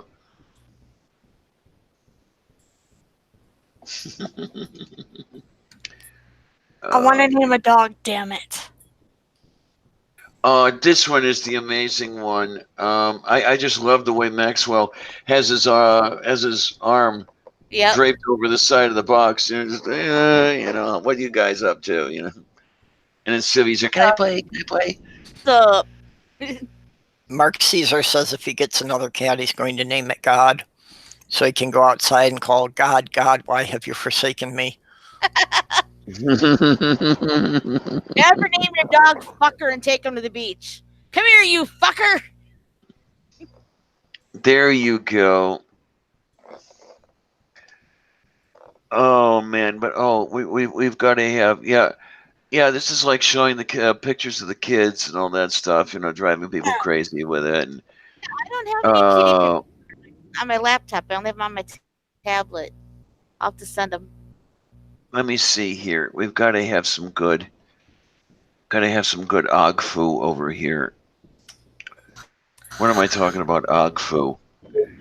Let's see. Okay. Oh, come on. There it goes. These stuff. No, the doorknob had tortie is tortoise shell. Like Casey said. And here we have Ariel and Winston. Winston is the gay kitty, and Winston adopted Ariel as his mommy, basically. And you get the idea of Ariel's size. I mean, this is when she was weighing about 20 pounds. Yeah, that's about the size of my Petunia. But Petunia doesn't have an ounce of fat on her. The vet says she's not overweight. She's just big. I think she's got some Maine Coon cat in her, and they tend to be really big cats.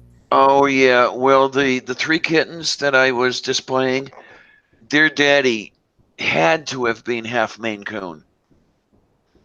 Yeah. He was definitely there was definitely a lot of Sylvia. cat there. Yeah, see, I swear she hears me and jumps off the table every time I yell at her.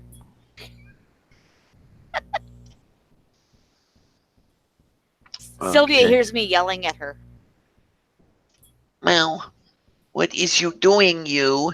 It's you being the Sylvia kitty. Where is you? There is you is. I am paying attention to all the other kitties that had me, yes.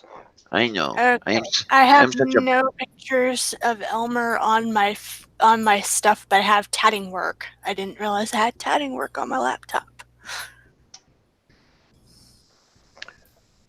Oh my.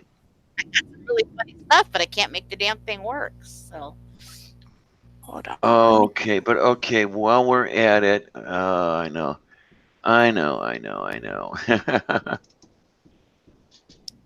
Let's see. There we are.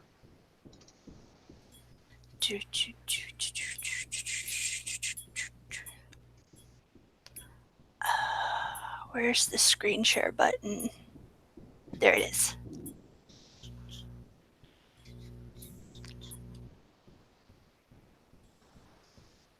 Give me a second here.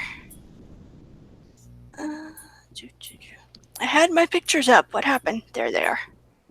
Did they go bye-bye? There. Do you guys see that? Let's find out. Oh my. Oh my.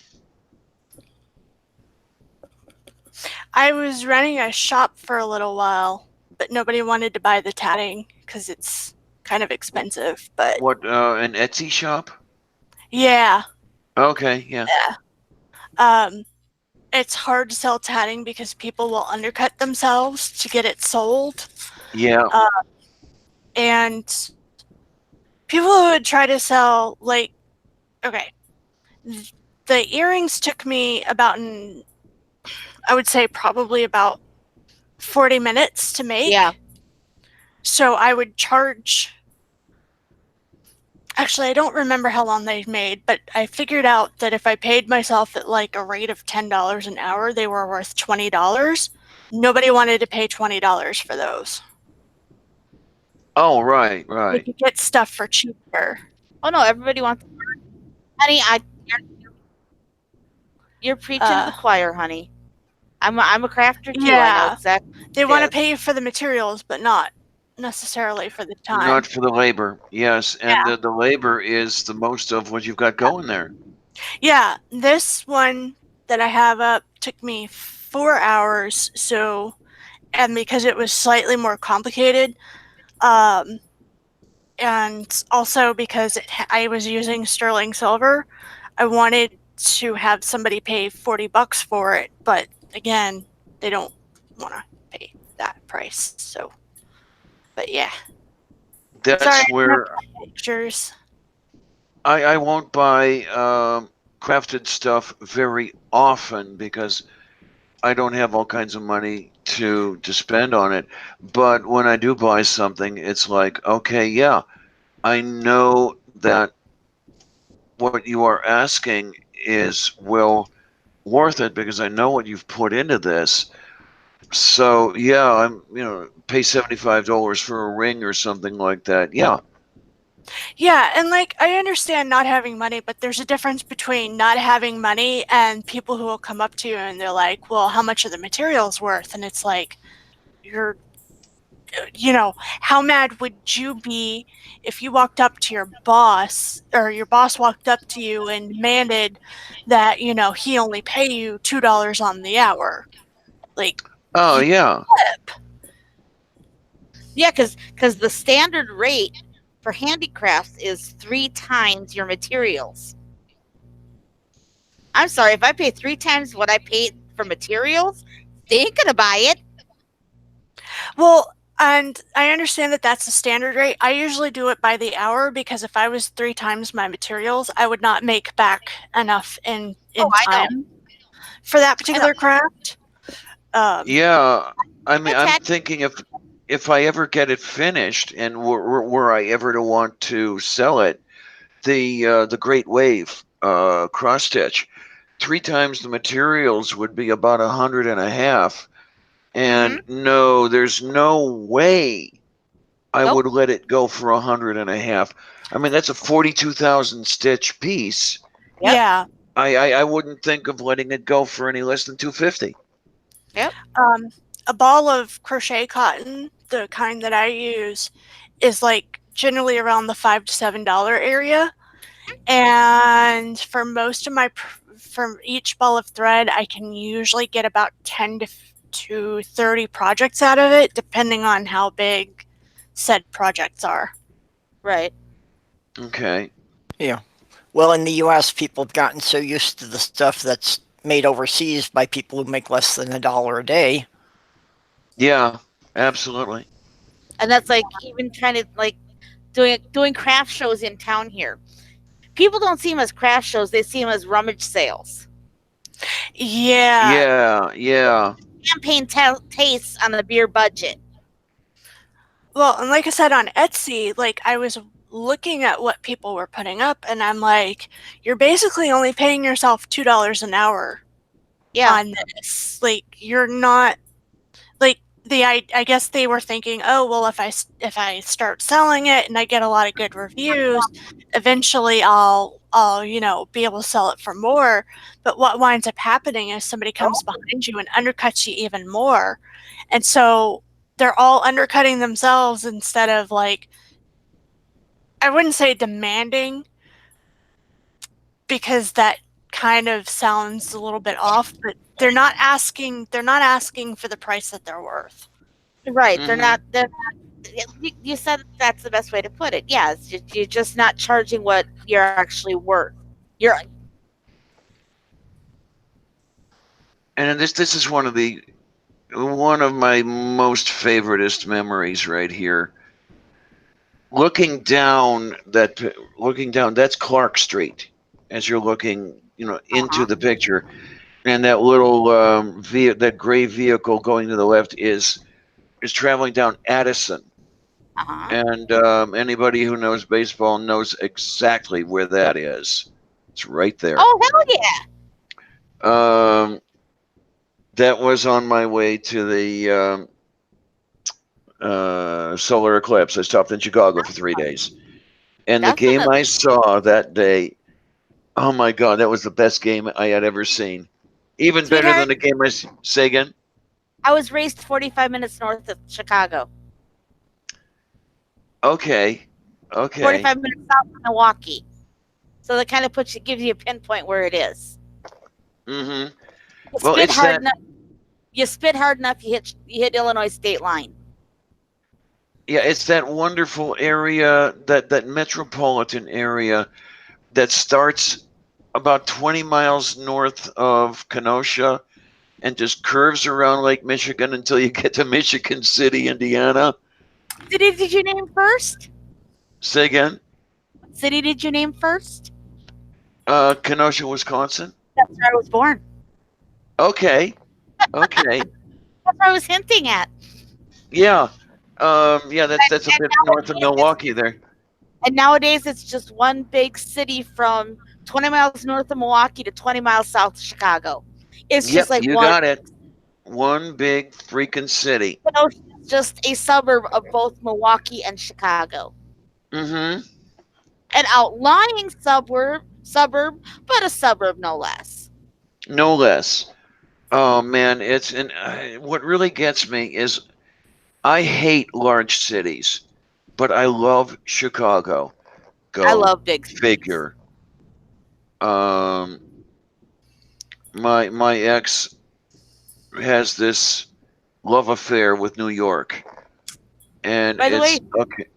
You realize all these pictures you have are technically illegal? Oh, what the field is like under a copyright sort of thing? Yep. Okay. So you can't show them. Technically, can't be showing them on here. So they're gonna come and get you, Men in Purple. Black are gonna come get you. Say again? Men in Black are gonna come get you. Yeah, that's just what I need, a copyright strike. I knew it was going too well when I got 100 subs. I knew the channel couldn't last long. Because when I was younger, my family and I had driven to St. Louis. And when we got to the top of the arch, they specifically say no pictures in the general direction over Busch Stadium, because Busch Stadium is copyrighted. You can't even take a picture from a distance because it's copyrighted. There's got to be something wrong with that. Yeah, copyright law is broken. Yeah, especially definitely. when they let companies start trademarking a color. Yeah. Tiffany blue is trademarked. Yeah, but are you going to tell me that these colors never appeared in any Renaissance paintings or anything like that? Mm-hmm. Because if you can prove somebody used the color before them, the trademark is invalid. But not if it's not the exact color with the exact amount of this pigment and that pigment and this pigment and that pigment. I mean, they can get it down to the molecular level now. And Tiffany blue is copyrighted. I just think it's an absurd concept. I do too. Yeah, same here. And it would not surprise me to find out that Dodger blue is copyrighted. Oh yeah. The Dodgers have their own shade of blue. Yeah, Oh, pretty yeah. much the colors for every major league team are. I find That's that like ridiculous. Packer But green is a specific shade of green, and Packer gold is a specific shade of gold. bleh, I know. I'm with not you. much for the sport ball. I try to respect the sport ball fandom because I would hope that they respect mine, but sport ball ain't my thing. I was just so happy, though. Inordinately happy. I was getting dinner earlier today at the Squall Mart, and while I'm picking stuff off the shelves, there comes somebody in a sweatshirt that says Cleveland Browns. Now remember, I live in Pittsburgh, Yeah. and there's the bitter rivalry between the Steelers and the Browns. They're fans more than anything else. And it was just like, yay, Browns, all right. And I explained I was the Cleveland expatriate and everything. It's like Yeah, rooting for the Indians. Say again? It's like rooting for the Indians. Oh, nobody cares about the Indians. At least over here they don't. They don't care about the Pirates over here. It's all football. It has to be. Everything has to be football. It could be in the middle of June, and they've all got their Steelers gear. And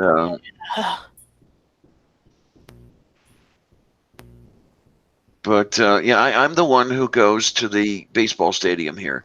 I'm the one who goes to PNC Park to see the visiting team.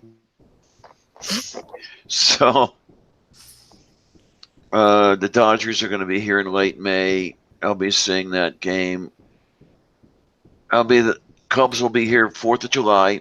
I'll be seeing that game. Yay! Yay. I've never gone to a game on the 4th of July before, so it'll be interesting to see how that looks. I have. And then my favoriteest team of ever all, the Washington Nationals, will be here in August, so I'll be there and hoping that the game doesn't run too late, because every game the Nationals are here this year is a night game. And in the way the buses run and everything else, I just hope it works right so I can get home. Yeah, the bus system here really sucks. Moof beef. That's one of the things I so much loved about Chicago. I didn't have to wait more than 5 minutes for a bus. Buses stop here as early as 5:30 in some parts of the city. And Okay. you've seen how big my city is and why we should have a bus system that runs a little bit later than that. Yeah. Well, Minneapolis, when I lived there in the early 80s, they had a good bus system. And just year by year, they were chopping routes and hiking the price. It sounds like Pittsburgh. Yeah, well, and by 2000, it was absolute crap. It took you 2 hours to get anywhere.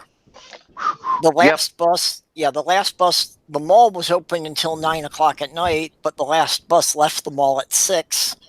If you were there after 6, you couldn't get home. Oh, wonderful. Which was, of course, great for the people working there, since, of course, the retail jobs in the mall are so high paid, everybody could have a car. Oh, absolutely. Yep. I'll do you one better. There's only one real mall left here. It takes 3 hours to get there from where I'm at. But 10 minutes. 10 minutes if I hop into a car. Yep. Okay, yeah. That sounds familiar. Yeah, that's the problem I had gotten into in Minneapolis, was that to go to a point 5 miles east of where I lived required taking a bus downtown, which was about 10 miles, and waiting for 45 minutes to get a bus that would go back out. Oh, so you had an absolute hub and spoke system, nothing cross town. Yeah. Yeah, okay. We Until still they have got one or two cross town routes here, but not that much. But now they yeah, have recycling across town area. Well, basically around Minneapolis, St. Paul, you've got the two downtowns, and everything either went to downtown or it went to the university. That was it. Mm-hmm. Mm-hmm. Now, since I moved away, they built the light rail, so I don't know how that's working out for them now. I'm trying to remember what the bus fare was when I first came out here. I do know the transfers were an interesting thing I'd never seen before. You got a transfer for a dime, and you could get 3 rides on that one transfer. Huh. The driver had one of those little hole punch things. Yep. Punch, punch, punch. And you would show him your transfer, and then he would punch a hole. And when all 3 holes were punched, he'd throw the transfer into his bag. And yeah, you had 3 rides for a dime on that transfer. So the bus rides couldn't have been that much. Of course, Yeah, Minneapolis had the same transfer system. But you didn't You've pay got- for it. you've got to remember now that was 30 years ago. Because oh Jesus, I shudder when I think that come Labor Day, I will have lived here 31 years. In other words, half of my life. I never thought that was going to happen.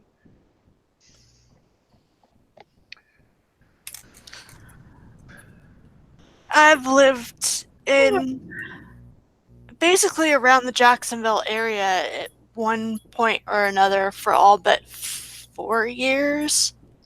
So, Yeah, I don't know if you want to call the time I spent in Marietta living there, because I was just going to school there. I mean, I ate and slept there during the school year, but I still don't know if you want to call it living there. Yeah, Marietta, Ohio was an interesting town. Small town. You could walk maybe about 3 miles and you'd be in farmland.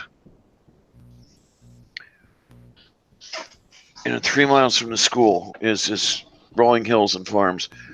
I don't know what it's like now. Because, well, shit. I started school there in 1974. That was a while ago. yeah, where I'm living used to be all dairy farms. Moo. Yep. My city used to be called Cowford. Calford, all right. Yep. Something most people don't get.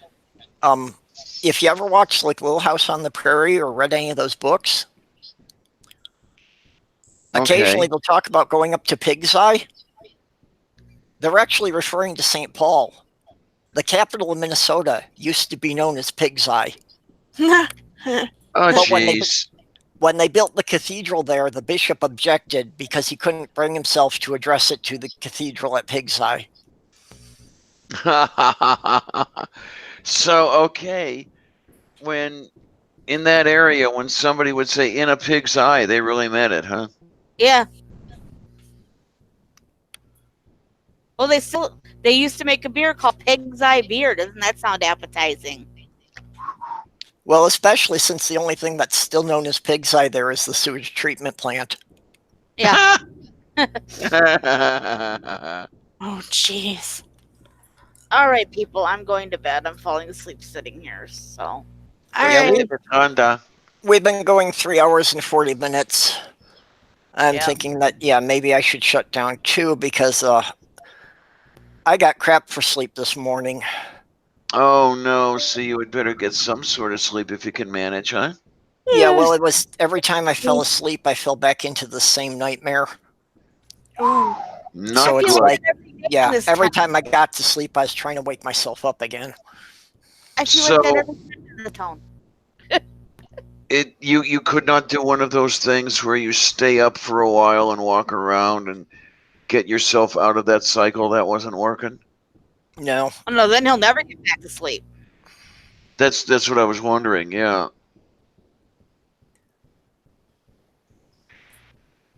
Okay, so Oh man. why don't we just What shut up? it down here for tonight? Okay, good night, everybody. Ladies and germs. Okay, thank you all for coming. We had quite a decent Yay! sized crowd here. Yep. Yeah. I mean, right now we've got 10 watching. How many were there previously? What was our high? I think we were up to 13 at one point. Oh my word. Good night, Sylvia. Meow. She's Oh, playing with did something you over hear there. her? What are you doing, honey? Huh? Well, Thanks, Oh, Stacy. you get over here. And Okay. Say night night to everybody. Yeah, Good night, Sylvia. Sylvia's not amused. You're all amused. I've really been surprised how popular this is. I mean, when I got the idea of doing one of these at midnight, I didn't think we'd ever get more than 6 or 7 people in here. I guess everybody's up for a party, huh? All right, I'm going. Good night. Good night. Night night. Okay, good night, all. I'm going to hit the stop button. Okay. Good Good